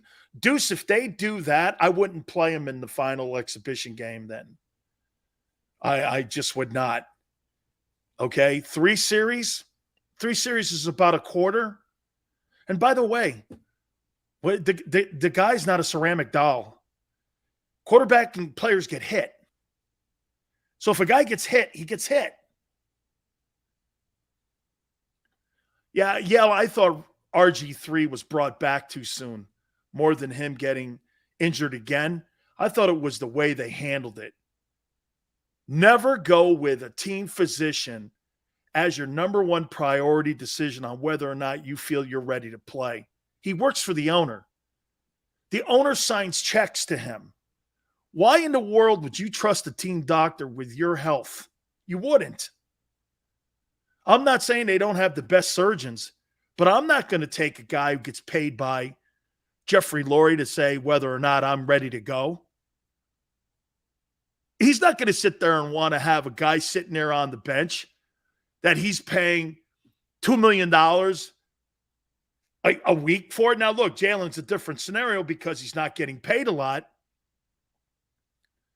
But why would you ever take a team physician's side on anything when it comes to whether or not you're ready? You wouldn't do that. Those guys are paid not by you. They're paid by the owner. There's always a conflict of interest with that. I always have thought. Hey, Big Sills, you should have put my boy on your header today, not Cam. What Cam? Oh, Cam Jordan. Cam Jurgens was just great. He is everything as advertised. And again, we'll hit a little bit more up on him at the top. They get Devontae Smith back too for this week. I wonder how much he's going to. And again, I heard the guy from WIP talking about the guy's short dude, how he looked great with Jalen on Sunday, whatever. Okay. I want to see him look good in games. Can you imagine how that offense would have looked if Devontae Smith was on the other side of A.J. Brown? Whew, boy, that could look pretty good. I'd like to see that, the whole unit together. One series with all the guys in there, except for maybe Kelsey. I'd like to see everybody in there just to see how defensive guys are also going to coordinate against them. More about Jonathan Gannon also at the top of the hour, too. Smitty going for 1K this year? I don't believe it. I don't think he'll be able to. I don't think the numbers are going to be what you guys are thinking. I think where they're going to be effective with that passing game is red zone, and what you saw with Goedert, what he did, catching that ball on the seam. That pass is going to be open. Let me, you know what it reminded me of? When Goedert went in and did the helicopter touchdown jump into the end zone, can I tell you what it reminded me of? It reminded me of it reminded me of Travis Kelce and Tyreek Hill and Patrick Mahomes. Dude, you're so concerned about deep threats. You're so concerned about footballs being thrown down the field. You got the seam wide open. And boy, I'll tell you, man, if the guy who's going to have the big year this year, in my opinion, I think it's going to be Dallas Goedert. Dallas Goedert may have 100 and some odd catches and 1,100 yards. That guy's going to the Pro Bowl this year. He's going to the Pro Bowl. He is going to be Jalen Hurts' favorite target. It's not going to be AJ. AJ's going to be more like a decoy because everyone, and by the way, not a decoy you can defend in the red zone. I'm throwing that ball up to that guy in any kind of jump ball situations, and I think 9 out of 10, he's coming down with it. But if you're thinking like I've been saying to you for about a month and a half now that he's going to put 1,500 yards up, he's never done that. And he will not do that. It's not who he is. It's just not.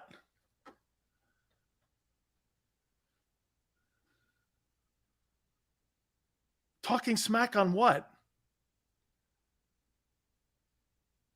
How does look small? Yeah. Patrick, he does. It reminds me of Bob Sanders. I think you're talking Nakobe Dean. He looks like a little dude out there.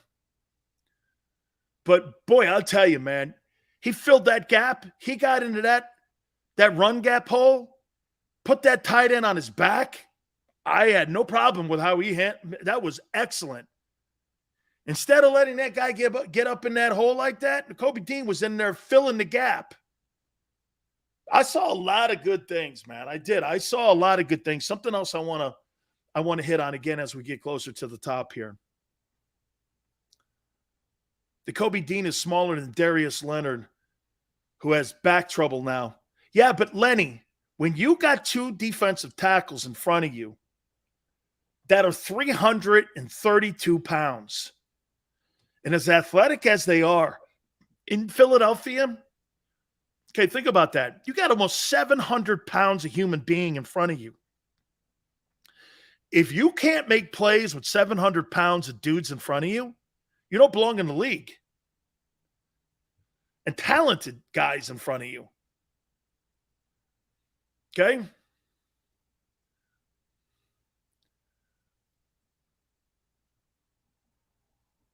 Sal says, best shot at 1,000, AJ or Dallas? Dallas Goedert, Sal.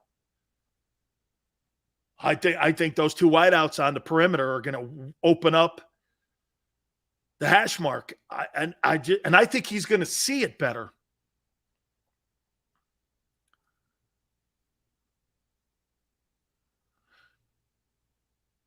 Swansky says this. What are your thoughts on Sirianni saying Hurts leaves the pocket because people are not open, not based on the rush or happy feet? That's a bad comment. You know why? Here, I'll tell you something Bill Walsh showed me. Swansky, the one thing that Ben Roethlisberger did that was so great as a quarterback, Ben would slide in the pocket to create passing lanes, to get guys. You know why? You know why he takes off? He hasn't learned how to get guys open yet. Same thing, Zach Wilson. Zach Wilson was telegraphing his routes. He was telegraphing every single pass he threw in that game against the Eagles secondary. He telegraphed everything. A blind man could have read that guy. He was telegraphing everything. He looked like this, and he never looked anything off. How you get guys open? How many times do you see Brady moving his head around? Hell, in the Super Bowl, Stafford threw a pass, a no-look pass. Safeties and DBs, read the quarterback's head. When you turn like this, you know what a safety and a corner are going to do? When a quarterback just does this, they're going to cheat.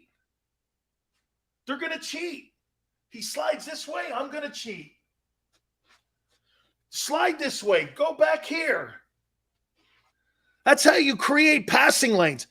Brady sits back in that pocket, moves around like this, moves around, is creating passing lanes. Jalen can't create passing lanes. And when you hear a coach say, well, no one's open, well, get them open. Quarterback's responsibility is to get them open. That's pre-snap stuff. Again, that's pre-snap. Getting guys open is the quarterback's responsibility, not the wideouts. He does a 15-yard out. Okay? Don't do what Zach Wilson did and telegraph it by doing this. Watch, snap. And you're sitting here watching this guy run the 15-yard out. I'm a DB. I'm going to jump, or linebacker like Kaiser White. I'm going to jump the route. I'm going to jump the route. Yale's right. That's a skill that is developed with repetition. Wilson out 4 to 6 weeks. They're lucky in New York. Okay. I thought he was lost for the year because when you don't have contact injuries, man, you take a chance of ripping tendons and arteries and stuff like that, like Bridgewater did up in Minneapolis. You usually those are catastrophic injuries. They're lucky he got away with that.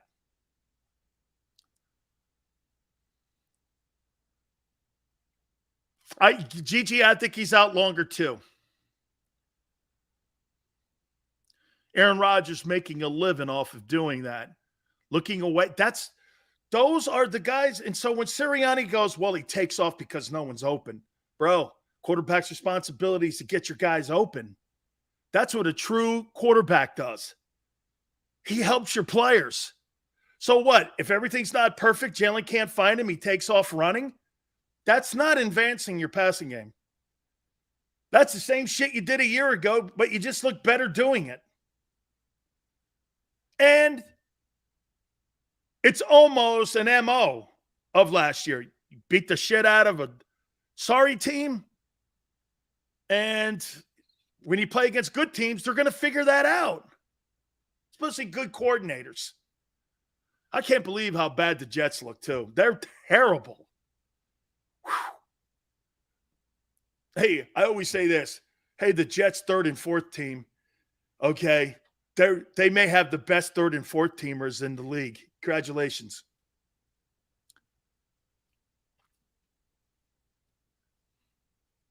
Ski says, it's so funny that everyone hated on McNabb. All the man did was win, and Hurts has done nothing, and they're in love with him. I think there's great respect for Donovan McNabb today than there more was then. I don't think Donovan helped himself.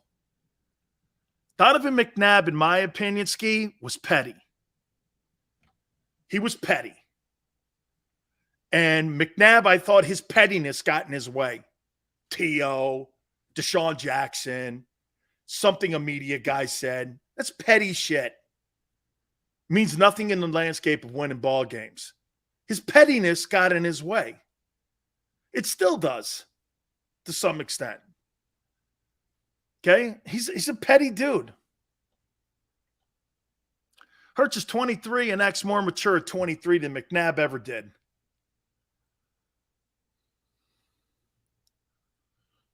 Pete, McNabb he's a borderline Hall of Famer. He's a borderline Hall of Fame guy.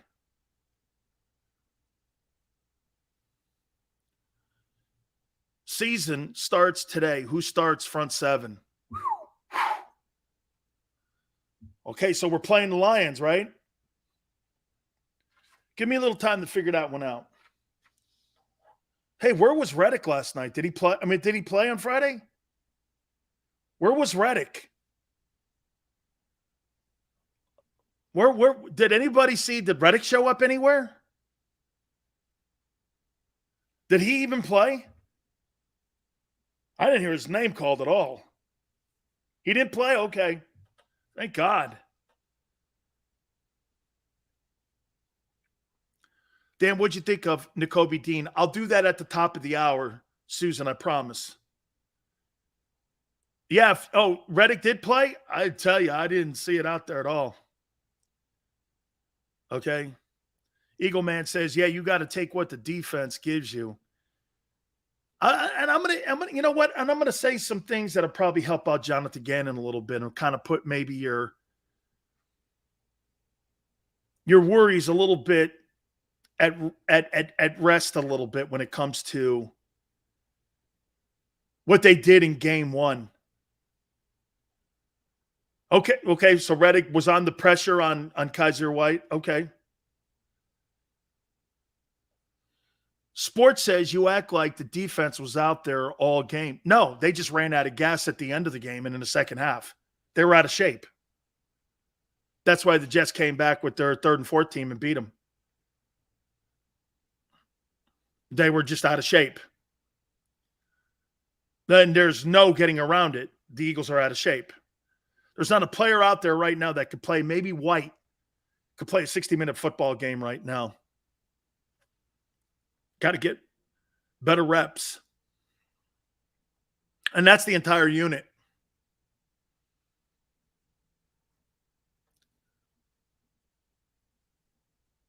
Imagine Cox, Davis, and Hargrave out there at the same time.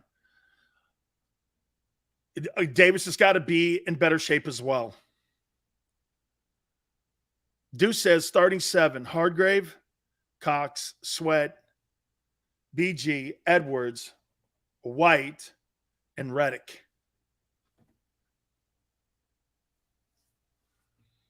Boy, Reddick, I'd run right at him. If I'm the Lions, I'd run right at Reddick. First and second down, I'm going to wear him out.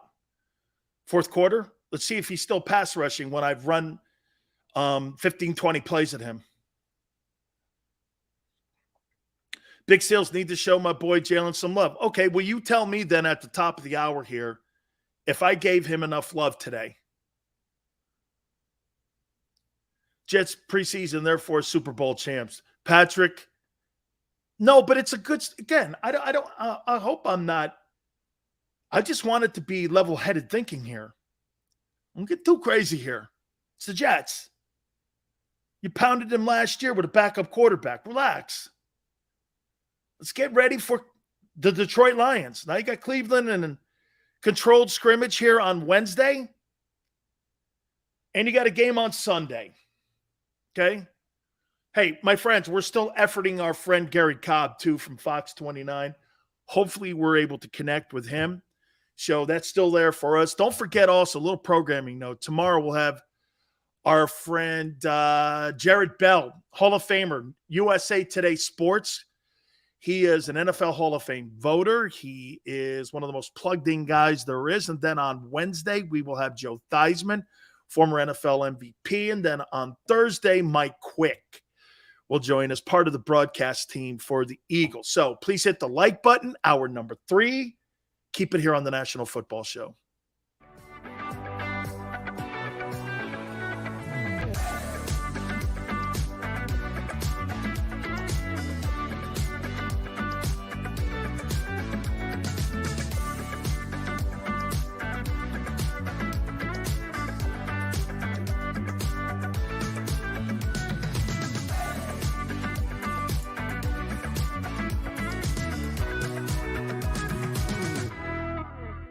Do you stream on a Roku, Fire Stick, Android TV, or Apple TV? Now you can watch 6ABC 24/7 with the 6ABC Philadelphia streaming app. The big story on Action News. Search 6ABC Philadelphia and start streaming today.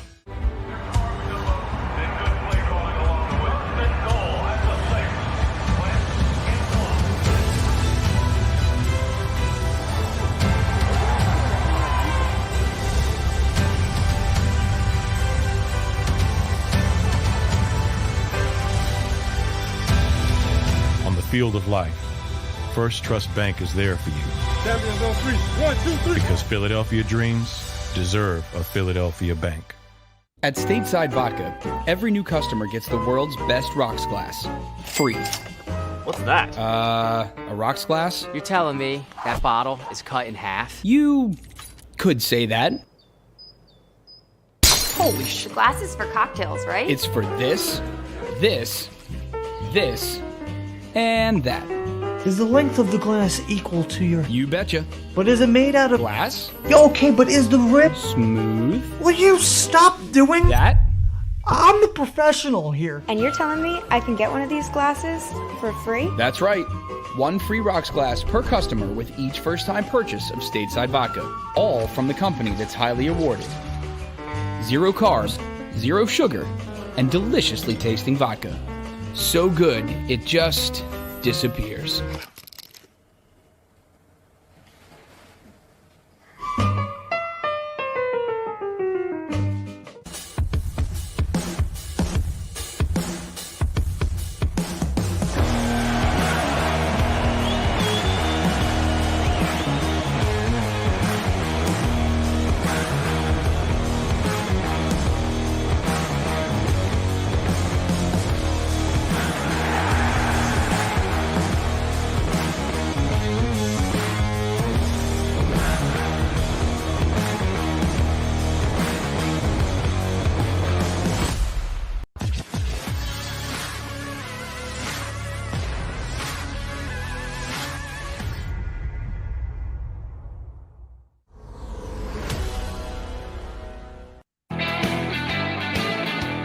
Hour 3, National Football Show. It's your boy Big Sills. Please hit the like button. Thank you guys so much for coming aboard here on this Football Monday. Isn't it great to get football back? And so awesome. By the way, man, the fans were absolutely spectacular on Friday at Lincoln Financial. Packed. By the way, I thought almost all the facilities, you see the Raider crowd too?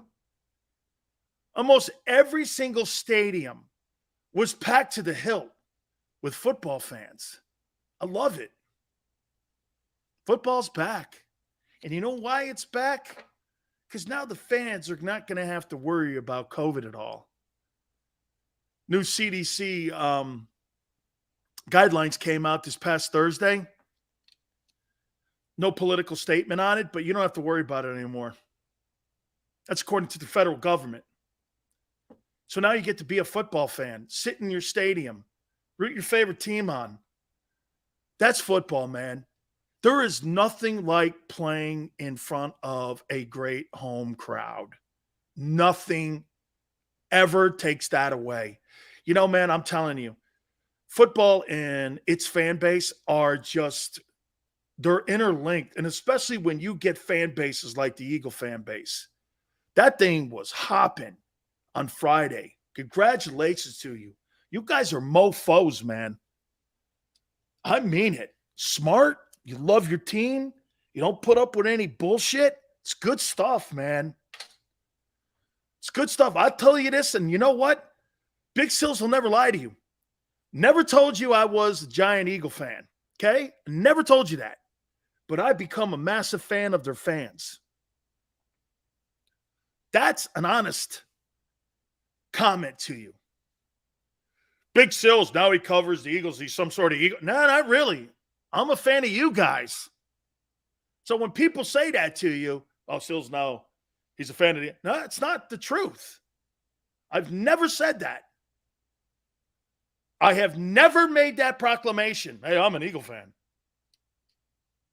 I'm a fan of the fans, though. I'll tell you who else are underrated. You know, when I got a chance to talk sports in San Diego when the Chargers were still in San Diego, and they'd go over to Murphy Canyon, Nick Sirianni was there, by the way. He was a wide receiver coach for Frank Reich. Okay? He was a wide receiver coach in San Diego with Frank Reich when Frank was the OC. Dude, those fans would show up 5, 6, 7, 8,000 strong to training camp. Steelers got a great training camp. They do. I want to reset my takeaways from Friday's game against the Jets. And let me say this to you. I started out here with this proclamation. You're better than the Dallas Cowboys. You're better than the Cowboys. So when I make these comments, and it may sound, some of it, a little bit negative, you're better than Dallas. But I want you to be better than Green Bay. I want you to be better than the Rams. Those are the games you have to win the postseason, not the Jets. And again, overall against the Jets, I thought the frontline guys played well. I thought the offense did exactly what they wanted. I thought the plays were scripted perfectly for that style of quarterback. I thought the defense did a nice job. I think Gannon's still a little soft on his cornerback play. Doesn't press him. He still loves that man. Boy, he loves man coverage, doesn't he? Did bring some pressure on the White interception. Still, he loves zone coverage. He likes a slow death instead of being bled to death quick. That's what zone versus man is. Jimmy Johnson told me that. Okay?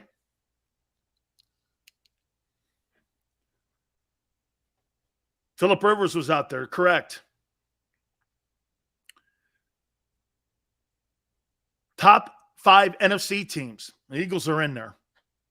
Bucks are in there. Rams are in there. The 5th team, Vikings, Niners.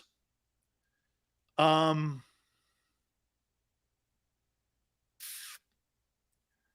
can't think. Watch this. Rams, Packers, Bucks, Eagles. This is NFC. Niners, Vikings, Cardinals. It's a crapshoot for that 5th spot. Okay? It is. It's kind of like, you know,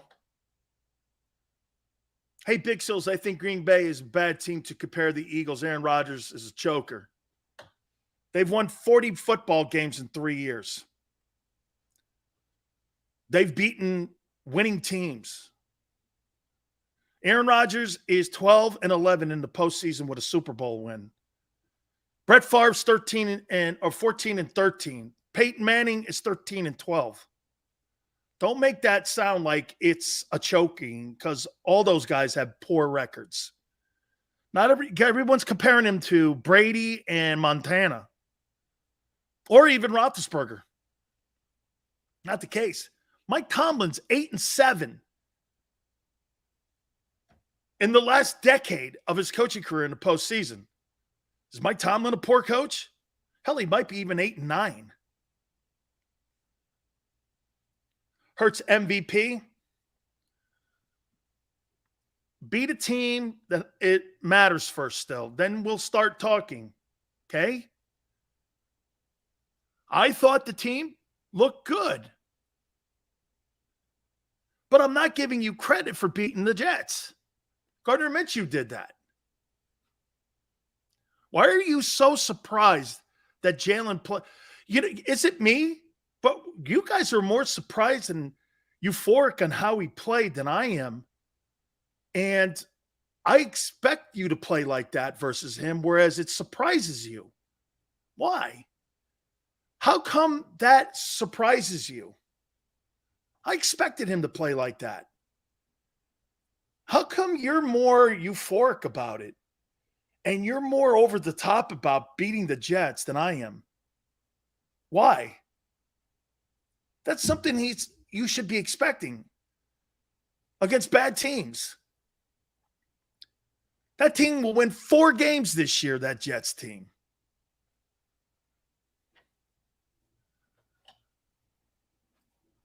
Yeah, I got a feeling that this may be a really rocky year here for Mike Tomlin. Ruiz, listen, do I think that – remember what I said? I started this hour by saying you're better than Dallas. Remember I said that. React Sports says, because you talk shit. What's changed? It's the freaking Jets. No surprise, but if it was bad, you all be all over us, Sills. No. I would be saying this. You can't play poorly against bad teams and expect to beat good teams. Oh my God, I can't believe how many people like to be patted on the back for doing what's expected. Jesus criminy, are you people soft? Holy cow. More people want to get patted on the back for doing what's common than anything in today's sports world that I've ever seen in the past. You want to be given kudos for beating shitty teams. How is that possible? Don't you want to be elite?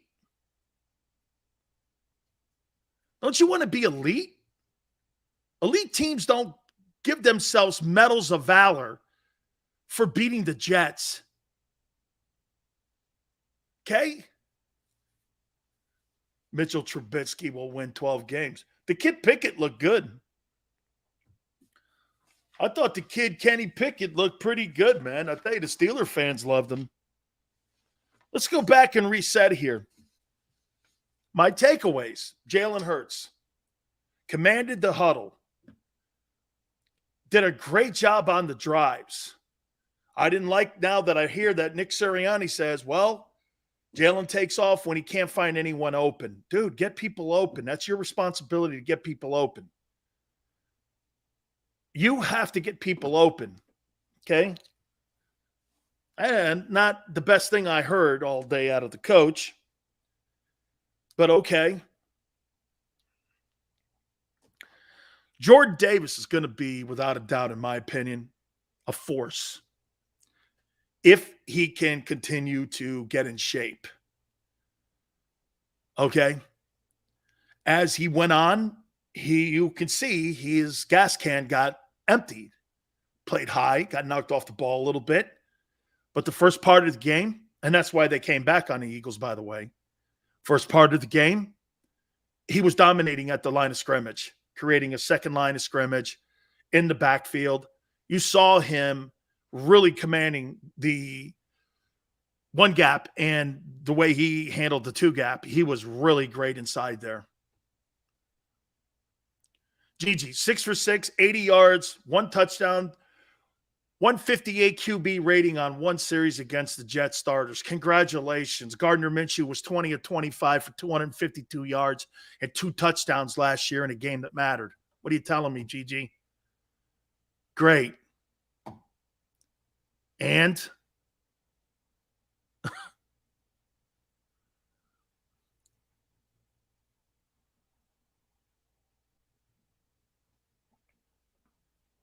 Eagles secondary has to watch guys falling on first down.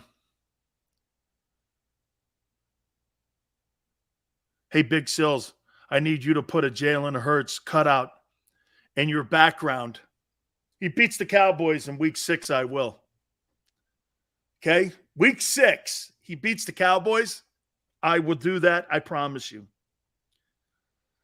I'll tell you, let me fast forward to Jonathan Gannon here.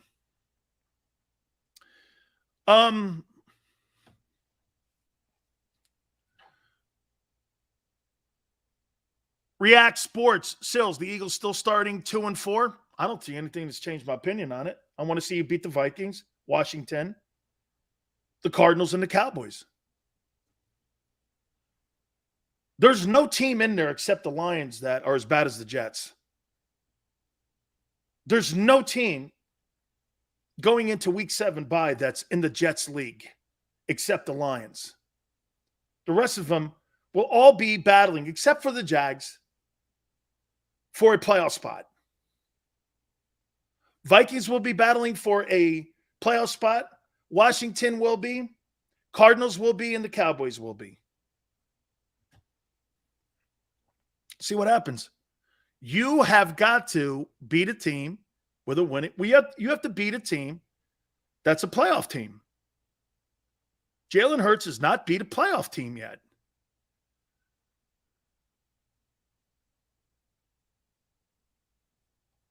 Dan, whoever said that is full of shit. Nick never said that. All winnable games? I agree. All around auto service is all pumped up over his Jets win. Congratulations. I want you to be. Okay. Here's one thing about Jonathan Gannon. Gannon's got kind of a tough role here. Follow me here. You got the Lions that are watching every single thing that he's doing. Everything he's doing. The Lions are breaking down what they did versus the Jets. He can't be showing massive disguise coverages or complex blitzes or even how they're going to play in rotation versus the front seven. So he's got to kind of play a game a little bit because what he doesn't want to get into now is trends. You don't want to go into that game against the Lions with a trend that you're doing this on first and second down. Gannon likes to bring pressure on third down and 3rd and 5. Because you got a nerd sitting here going like this. Every 3rd and 5, every 3rd and 5, every 3rd and 5. 2nd and 2, 2nd and 2. And they're putting these plays here. And you know what this geek's doing? He's going to create a trend chart. And they're going to try to create a trend chart. And they're going to go off the final 4 games of last year and the preseason games. And they're going to put a game chart together and a tendency chart together on how Gannon was using his base defense. And now with the new components and pieces, how he's trying to fit them in. And what they're trying to get is, just like with an offensive coordinator, they're trying to get a rhythm of how he likes to look at formations, strong set, brown set, I formation, jet sweeps. What does he do at the minus 50? What does he do on plus 45? What does he do in the red zone? What does he do with the offense with their backs against the goalpost? Does he bring pressure? Does he set the edges? All of that. People are sitting down they're putting trend charts together. Okay, so what you don't want to get caught up in is looking at your players so much because Detroit is game planning you. They've already got this film, and they're cutting it up. By the way, Dan Campbell and that defensive staff of his, they're already going to be, in my opinion, they're going to be jamming Dallas Goedert at the line of scrimmage. Dallas Goedert you could see he was looking at him a lot. They're going to make Jalen hit them Y and Zs. And get this, they want Jalen to run. They're going to make Jalen run. They're going to make him run. He's got to sit back there and win from the pocket, which he has not shown a propensity to do yet. So that's what they're doing. That's how you're game planning him. I'm not saying whether or not it's something, whether if I like him or not. They're going to set the edges. They're going to double. The guy that I'm doubling the tight end because that's the guy he sees the most. He's right there on the line of scrimmage. It's either going to be block and release or release. Okay, stay in. Max protection. Max release. Get up, and he's going to hit him over the top. You're going to put a linebacker on that guy. Maybe even over the top safety.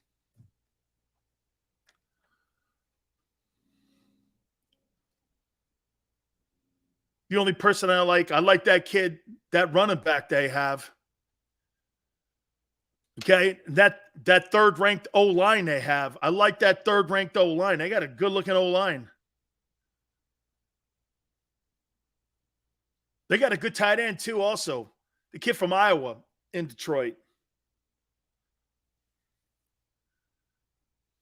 I noticed they had Sanders making catches on option routes. Q says that Hurts was throwing darts.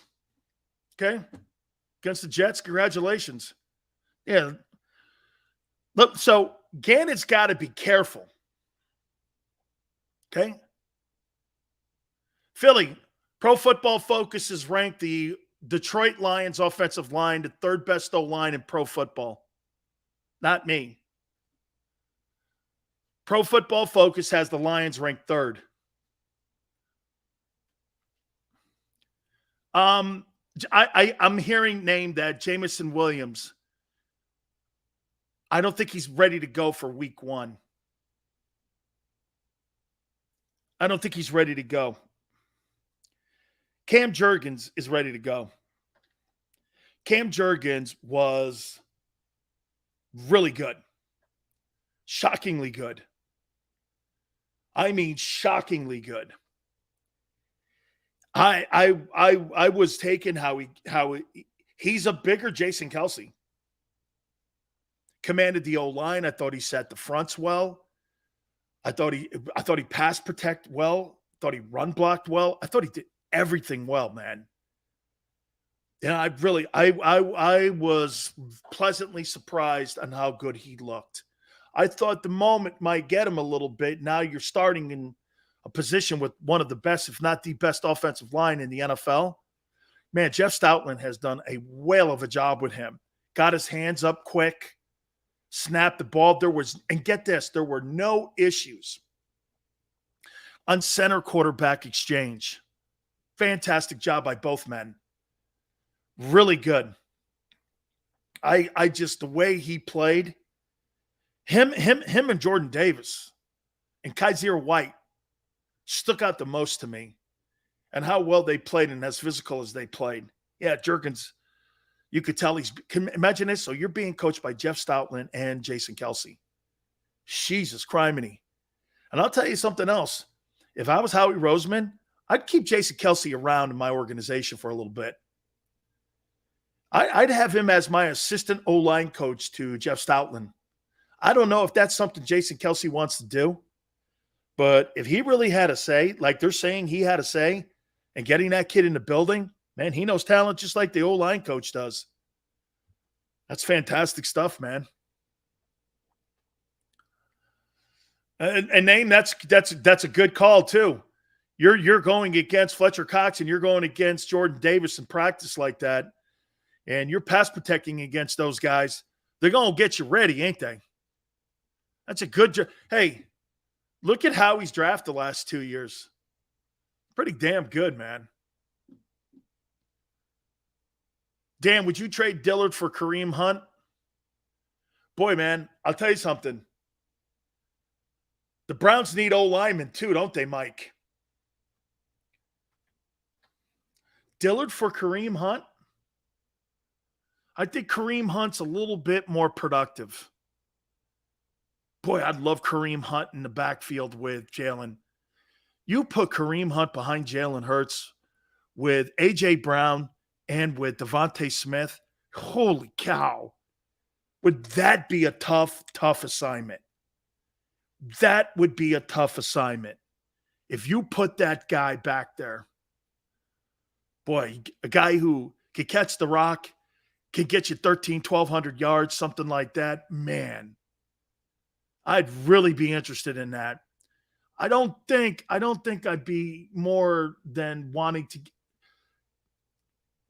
Dillard's fighting for his career right now. And Kareem Hunt is being underutilized in Cleveland. It's Nick Chubb's job.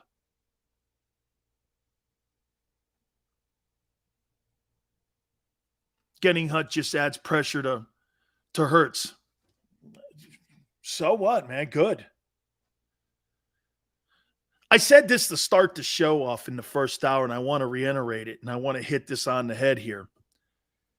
Dude, this A.J. Brown kid, this guy looks like he wants to be in a fist fight every time he steps on the field. I love it. Holy cow. This guy's a shit-talking, hard-working, every down guy. This dude takes no downs off. Play away from you, he's still going to look how about this? He's one of the few offensive players I've ever seen at that position that looks for contact. He's looking for contact.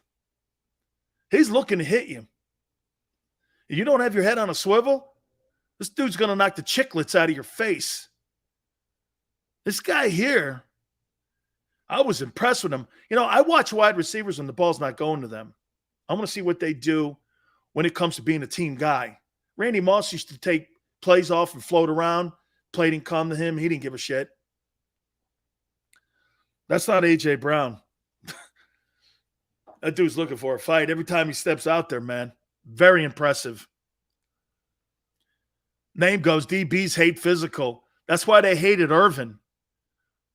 Michael Irvin was exactly like that, man. He'd be going up against Aeneas Williams and shit like that. By the way, we apologize, and hopefully we're going to be able to catch up with Gary Cobb. Gary's usually very reliable, so we hope nothing has happened. So I'm sure we'll get Gary on. If it's not by the end of this show, I'm sure we'll get him on tomorrow. Tomorrow, by the way, Jared Bell from USA Today, Hall of Fame voter, and one of the most respected men in broadcasting too. So hopefully we're able to do all that there too. So we appreciate everybody stepping in with us. Yeah, man, that guy plays like his hair is on fire. All right. As advertised, this is very good. I am excited to talk to my friend Gary Cobb. Gary joins us now here on the National Football Show. And I'll tell you, Gary, I know things in Philadelphia right now are awful busy right now with everything that's going on. Just your hopefully we're okay. I think we had him there for a little bit. Let's see if we can connect here again. Let's see if we can connect. Yeah, I saw somebody say that A.J. Brown is potentially a Michael Irvin type clone there. Gary, how you doing, my friend? Good. How are you? Hey, man, get this. Must be busy right now in Philly with these Eagles and everybody's hype. Give me your takeaways from Friday's game. Well, I thought the first thing, of course, that everybody talks about is Jalen Hurts. He played very well, and he came out. He made some good decisions with the football. I thought on the first pass that he completed, he rolled to his right, and rather than just tuck that ball and start running, he was looking downfield, and he was able to connect with Quez Watkins. And that was really the play that I think that got everything going, because when Jalen is playing like that, where he's looking to throw the ball rather than just run, I thought that was a great play. It was a great throw, and he made some good decisions. I thought the next play, he threw the check down to Miles Sanders. If he will just take what defenses give him, this offense is going to be effective. So I thought he really kind of got things going. And just to see him play like that, he was 6'6", and for about 80 yards. If he's going to play like that, I tell you, they're going to be tough to beat. Absolutely.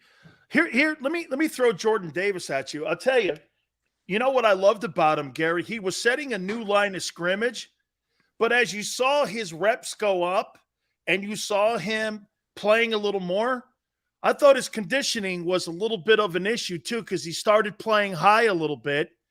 And I think this is not just a Jordan Davis issue. I kind of thought that the whole team had a little bit of a conditioning issue because, they're not really conditioning a lot when you're practicing only for an hour and a half. And I don't want to lead the question here, but I thought Jordan Davis was dominant, but I thought his conditioning was an issue for me a little bit. Well, it was an issue that I saw when he first worked out, when he first came here. I think it's better than it was. But, I'm out there. I see them. They practice an hour. Everybody walks in. There's nobody out there running, maybe every now and then there might be somebody out there running, but for the most part, they don't do conditioning at the end of practice, and they don't practice that long. So if a guy's not going to do some extra, a big guy like Davis, he needs to be doing something specifically for conditioning because he's so big that, getting in shape is something that's not easy to do. But I can tell you that I think the kid is going to be a force, though, in the league because he's a beast. He's so strong, and plus the kid can run. I'll tell you, Gary, he reminded me of Adama Sue in Detroit. I mean, that, grabbing the center, getting a new line of scrimmage. I'll tell you, man, he gets that conditioning down and he could play around 60 snaps. Like you said, he could be a force. Nakobe Dean, Gary, I'll tell you this. I saw him out there on the field. He's a little dude, but I'll tell you what, man, he blew that tight end up in that fit. And I'll tell you what, man, he knows where to go to the ball. You can see he reads his keys. And when you have 700 pounds in front of you, that's going to make your life a lot easier. But I really liked what I saw with Nakobe Dean. Well, things that I've seen in practice, nearly every play, the last step he takes, he's taking it towards where the ball is going. And the kid has a great sense of what play. He's able to look at the formation and look at the offensive lineman, the way their stances and things.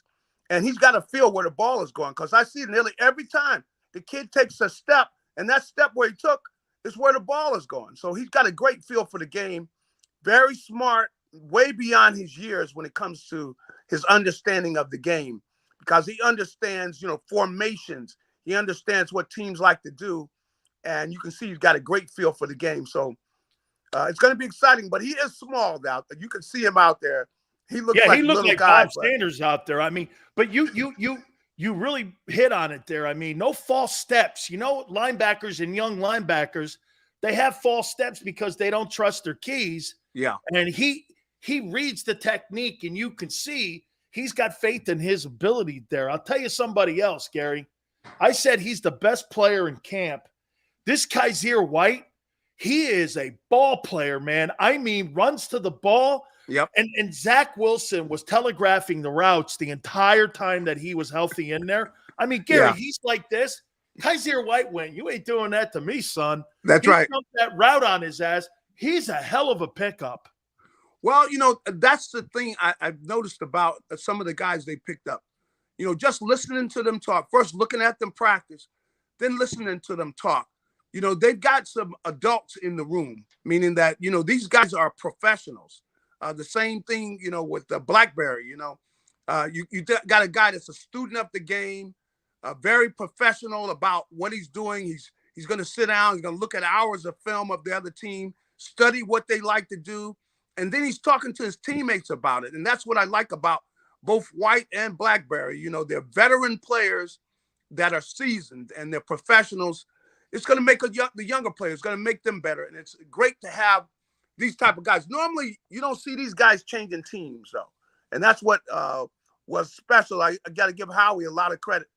He made some great moves during the offseason. How about this, though, Gary? And tell me if you think I'm wrong on this, but Jonathan Gannon, man, still no press coverage. This dude loves that zone. And I'm like this, man. They're still 5 yards. They're not as deep as they were a year ago. They're a little tighter. But Gary, again, man, I mean, look, I could see him trying to bring some pressure. And I know this too, Gary. He doesn't want a game plan and get a trend chart going for Detroit so that they can get a trend chart going on what he wants to do with the front seven and the secondary and disguise coverages. I get you have to kind of have an equal balance of that. But, dude, still a little bit fundamentally, give me your thoughts on Jonathan Gannon, too, and how you think he's going to approach this season. Well, I feel good about him because I see him out here at practice. At the practices, he's more aggressive. And so I don't think he wants to show anything. But I know he's been giving the Eagles offense headaches at practice with the different looks. So hopefully that's what we're going to see when they get to Detroit. But I feel confident about that because I've seen him do so much more out there. Last year, I was concerned about him, but I think things are going to work out. He's got a veteran group. these guys are smart players, and I think they're going to be able to handle, a more advanced defensive scheme, because you got to take things away. You got to be showing different looks. If you don't do that in the NFL, you don't give yourself a chance, because the good quarterbacks will pick you apart if you're going to play a simple zone, simple man-to-man, and you're not going to mix things up and come after them sometimes. And really, you got to disguise. That's something that you have got to do. You have got to disguise what you're in. And they've got the veteran players to be able to do that. So I'm expecting to see that when the season starts. I will give them a break during the preseason, but we definitely better see a complicated scheme during the regular season. 2 more questions for you, Gary. And I know Seth would be screaming at you too if he doesn't see that at the beginning of the season here. That's right. This Cam Jurgens kid, boy, I'll tell you, man, everything is advertised. Yeah. Getting up in the second level, he's almost like a bigger Jason Kelsey, pancaking guys, jumping on them. I mean, set the odd and even lines for pass protection. I mean, I'll tell you, I thought there'd be a problem maybe with center quarterback exchange because he hasn't been a starter. I was pretty impressed with this kid. Is this what you saw in camp? Well, I saw some of that, but, I could see the athlete he was, the way I could see him over there. He's talking to Kelsey, and he's making sure that, he's taking notes, and he's making sure he's on top of everything. But I didn't expect him to play that well. I mean, he's getting down there to the second level, and he's playing, like you said, a bigger Kelsey, where he's a good athlete. I didn't realize he was that fast, but he's going to be really a big plus if you got a guy playing on at that kind of level. The way that he was getting out, he was engaging guys, and then getting downfield and blocking for guys on the screen and things like that. That's a lot for a first-year guy. And in his first game, you can see why they grabbed him. And really, Kelsey played a big role in picking the kid out and really scouting him. And he's got a clone, just a bigger guy than him. Because of the last question here, because of the organized team scrimmage on Wednesday, would you play the starters on Sunday? I probably wouldn't.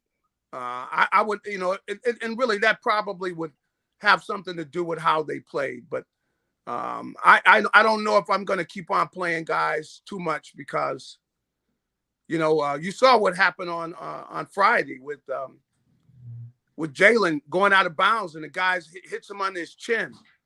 If you have a key player go down, it could really hurt you, and so I don't know if I want to see the guys play too much. Usually, a good, quarter usually is, what we used to do back in the day.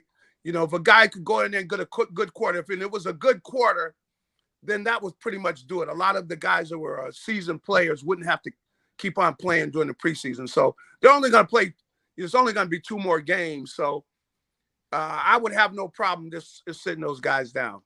Okay. Tomorrow, yes or no, is Jalen Reagor an Eagle? I think so. I think so, but I can't really say because I wouldn't be shocked if somebody were to scoop him up because he's been looking very good at camp. You think they cut him tomorrow or not? You think no, they're not going to cut him. No, you don't think they cut him at all? He makes the team. Oh, he will either make the team or get traded somewhere. He's looked too good to cut. They can't cut him. So no way they cut him. There's a rumor out there. He showed out here. He's shown his speed, like he's been able to get deep. He's running his routes. He's catching the ball. He's had an outstanding camp. I don't see any way they could cut him. And there's also some rumors out there that Denver made a call on Friday for Jalen Reagor. So some teams are looking around, just not for Jalen Reagor, but other teams are looking around for wide receivers. Gary, I appreciate it, man. I mean, it was a good start. Let's see what they do against Cleveland. Thank you, my friend. All righty. Have a good one. You got it. That is Gary Cobb from Fox 29. Please hit the like button. Keep it here on the National Football Show.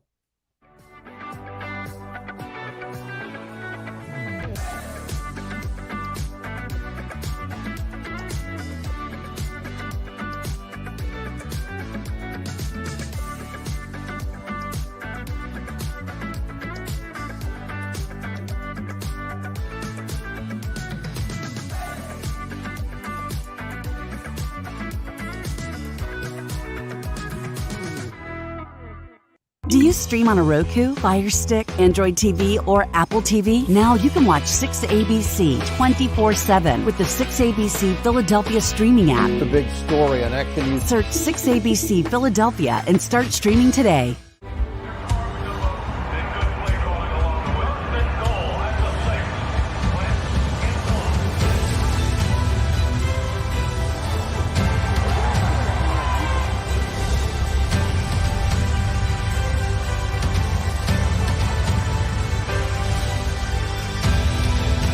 Field of life, First Trust Bank is there for you. Champions on three. 1, 2, 3. Because Philadelphia dreams deserve a Philadelphia bank. At Stateside Vodka, every new customer gets the world's best rocks glass. Free. What's that? A rocks glass? You're telling me that bottle is cut in half? You could say that. Holy sh! Glass is for cocktails, right? It's for this, this, this, and that. Is the length of the glass equal to your... You betcha. But is it made out of... Glass? Yeah, okay, but is the rip... Smooth? Will you stop doing... That? I'm the professional here. And you're telling me I can get one of these glasses for free? That's right. One free rocks glass per customer with each first-time purchase of Stateside Vodka. All from the company that's highly awarded. 0 carbs, 0 sugar, and deliciously tasting vodka. So good, it just disappears.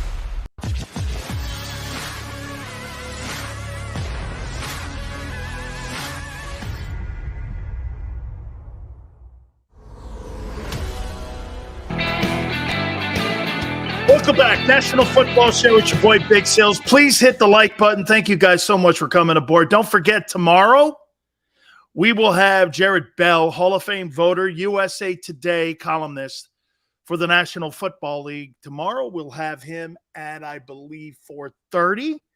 Then on Wednesday, we will have Joe Theismann. Then Mike Quick will join us on Thursday. As I said, please hit the like button. All right, well, let me ask you guys, since we've gone over all this, what would your performance grade be for the team's effort? You notice one thing that I did, and I'm so happy that one person did this today. Nobody posted a score. Good for you. You got to look beyond the score, okay? Especially in exhibition football with so many teams, right? I watched that Chicago Bears team, and I said this, and kind of jokingly, I said this, the Bears have the best third and fourth team players in the NFL. They played well in the second half, but that's a horrible roster. Bears aren't going anywhere with that roster. And you can never tell if Justin Fields is a good player or not. You'll never know in Chicago. My opinion, okay? My opinion, Chicago's not going anywhere. Not going anywhere. And in my also opinion, they're destroying any chance that Justin Fields is going to have any kind of success in Chicago. Eagle man, I think Pascal's in a good situation. Coach liked you. He made a trade for you. He personally went after and got you. I think he's in a good position. Personally, I think he's the fourth wideout. First cuts are tomorrow.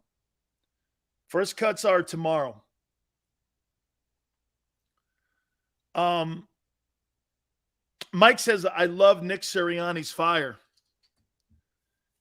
You know, I always wonder, Mike, when people say that about a coach. And here's one thing, Mike, why I don't like coaches with too much.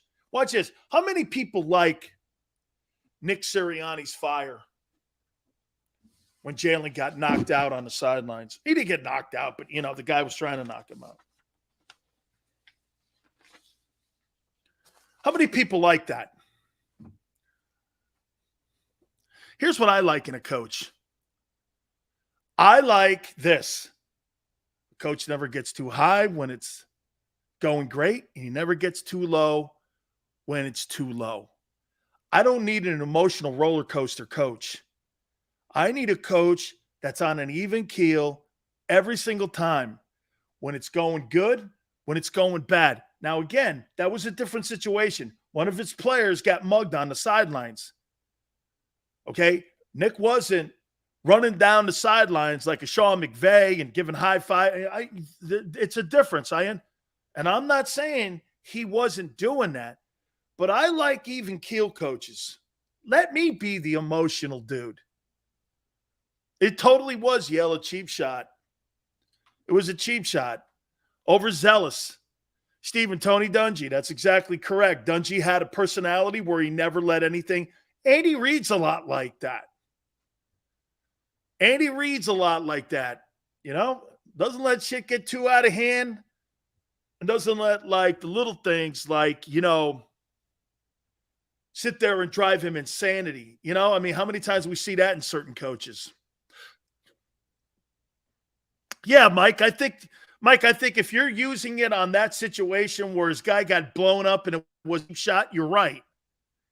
You're right. That's the coach's emotion in that. Hey, man. And it was more aimed at the head coach of the Jets. But what the head coach of the Jets, I'm sure, was not saying, take out Jalen Hurts in an exhibition game. I find that hard to believe. So, I mean, was it kind of more for the camp? So you think Robert Saleh is telling, hey, psst, take out Hurts third play of the game when he's running up the sidelines? I don't believe that went on. What's the point of it?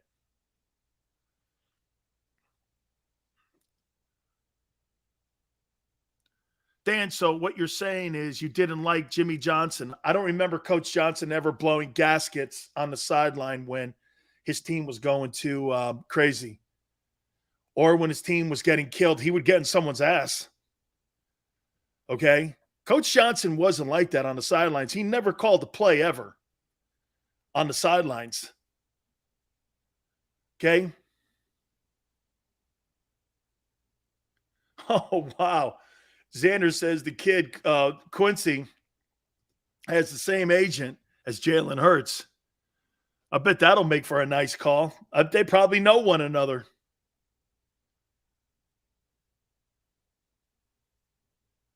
Sills, was that you tweeting during the show, or do you have a social media guy? No. Hey, do I have a social media guy? Gaming. I'm glad that you think highly of Big Sills, but Big Sills does not have a social media. I probably should, though. I probably should have a social media expert. I probably should. Okay? Hey, Steve. Steve says I say the head coach of the Jets name wrong every time. Steve, after this year, it won't matter. Steve, it won't matter after this year. Jimmy used to throw the headset on the field. He always was snapping. Really? Matt Nagy. I like that guy.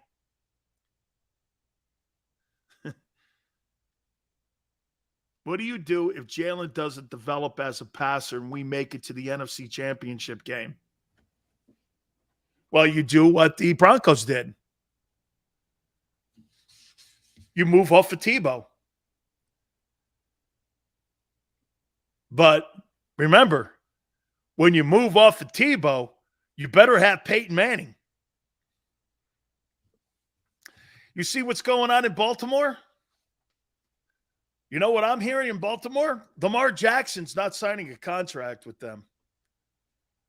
He gave him until Friday. Put a deal on the table. Deshaun Watson deal. And then he said he's shutting it down. He's going to gamble on himself. Former consensus most valuable player.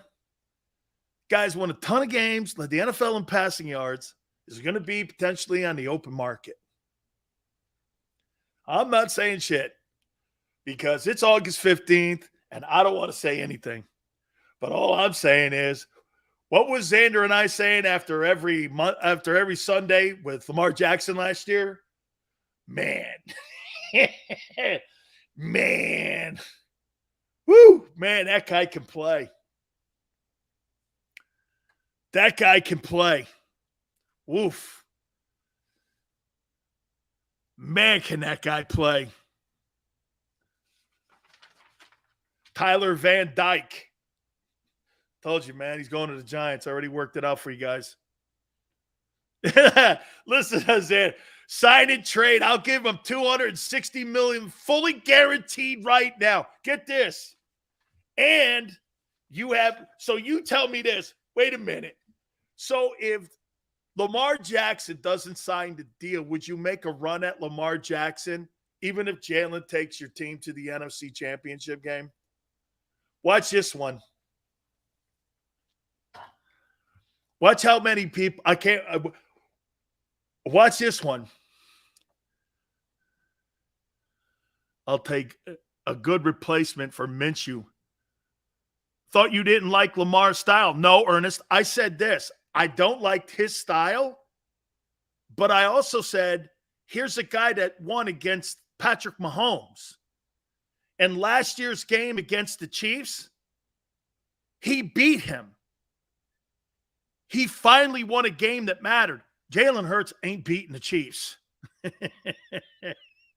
He ain't beating the Chiefs, dude. A team ain't beating the Bills. He ain't beating the Bills. You can't beat a 45-year-old Brady who's on a sabbatical. Hey, man, I heard some really awful stuff, man. I hope it's not true about Brady. I hope Giselle and him are cool, because I would hate to think that you sacrificed one season of football for your marriage. I hope that ain't true. I'm just saying, I really hope that's not true. Can you imagine Lamar Jackson in the NFC with the landscape on what it'll be after Aaron Rodgers and Brady retire? Who'd be the best quarterback? Who would be the best quarterback in the NFC better than Lamar Jackson? Let me think. Kyler Murray? No. Who? Matthew Stafford? Okay, maybe. Trey Lance? Over Lamar Jackson? I don't think so. Dude, that guy's going to get $260 million guaranteed.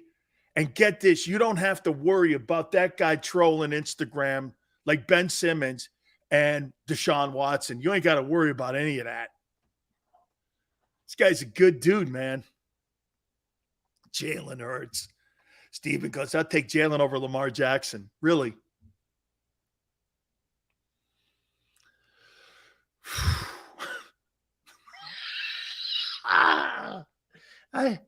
I'm sorry I'm laughing at you, man. I can't hide my emotions on that one. I'm sorry.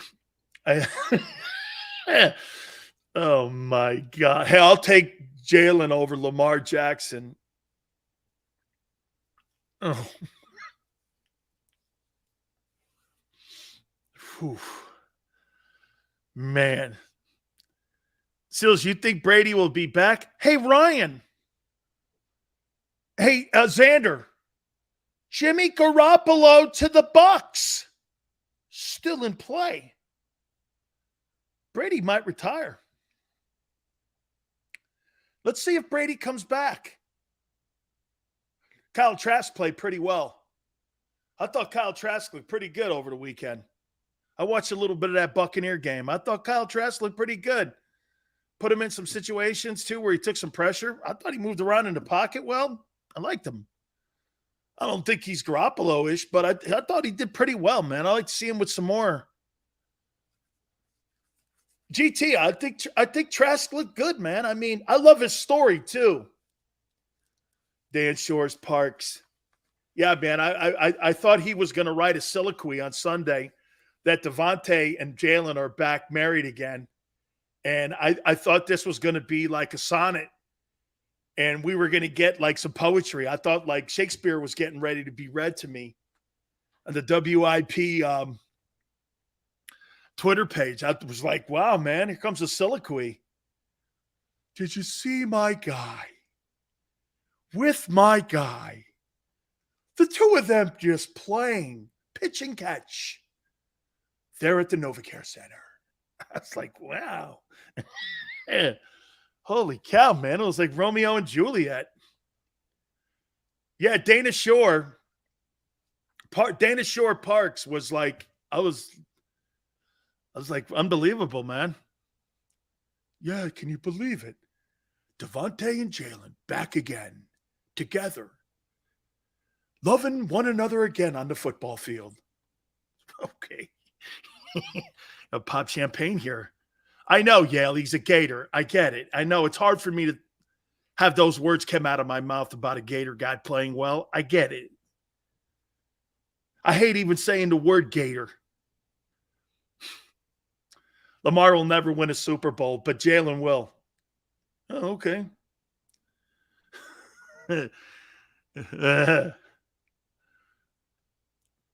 Smitty, 1,000 yards. Hey, at Hurts ceiling, who do you compare him to? Tyrod Taylor.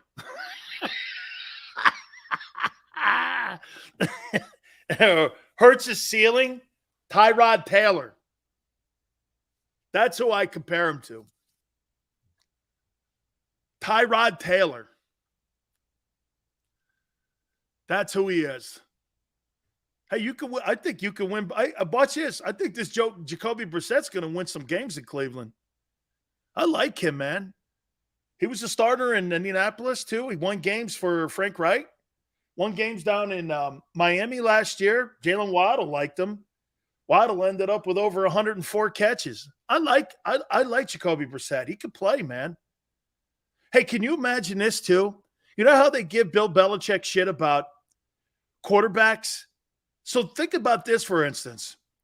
So Belichick drafted Garoppolo, Jacoby Brissett, Mac Jones, and Tom Brady. All four of these dudes potentially could be starters in the league. 3 or 4 of them are going to be. Jacoby's probably going to start too this season. 4 guys he had. Get this. Except for Mac, he had all 3 of them dudes in the same quarterback room. You can talk to me about N'Keal Harry. This guy drafted 3 starting quarterbacks. What general manager? Howie hasn't drafted one yet that he was in love with and that he stuck with. The rest of them he shipped out of town. I mean, hasn't been right on a QB yet, has he? I compared Tyler Van Dyke to a bag I just threw in the bin. Okay. Cleveland. It's going to be interesting to see, man, what they do. Hey, listen, here, just so you know, I wouldn't play Jalen or any of these guys on Sunday. Okay, I saw enough, all I needed. Plus, you're going to get organized team practices on Wednesday and scrimmages. There's no need for it now. You got them, their reps. Plus, you can't have anything happen to Jalen Hurts as you get ready for the upcoming season. Absolutely not. Would I play him? I would play my defensive guys, but in a vanilla. Against Cleveland, I might show a little more in the scrimmages, but I am not in any way showing Detroit what I'm going to do this coming season if I'm Jonathan Gannon. All right, I want to thank Gary Cobb for coming aboard. Xander, you were awesome. Tomorrow, Jared Bell from USA Today NFL. We'll talk with him on what he sees with the Eagles and also around the league in the NFC East. Don't forget, Joe Theismann will join us on Wednesday, and then Mike Quick will join us on Thursday. Please hit the like button. We appreciate all of you. Can't wait to we see you tomorrow on a Tuesday going 3 to 6. Keep it here on the National Football Show. We'll see you on the flip side.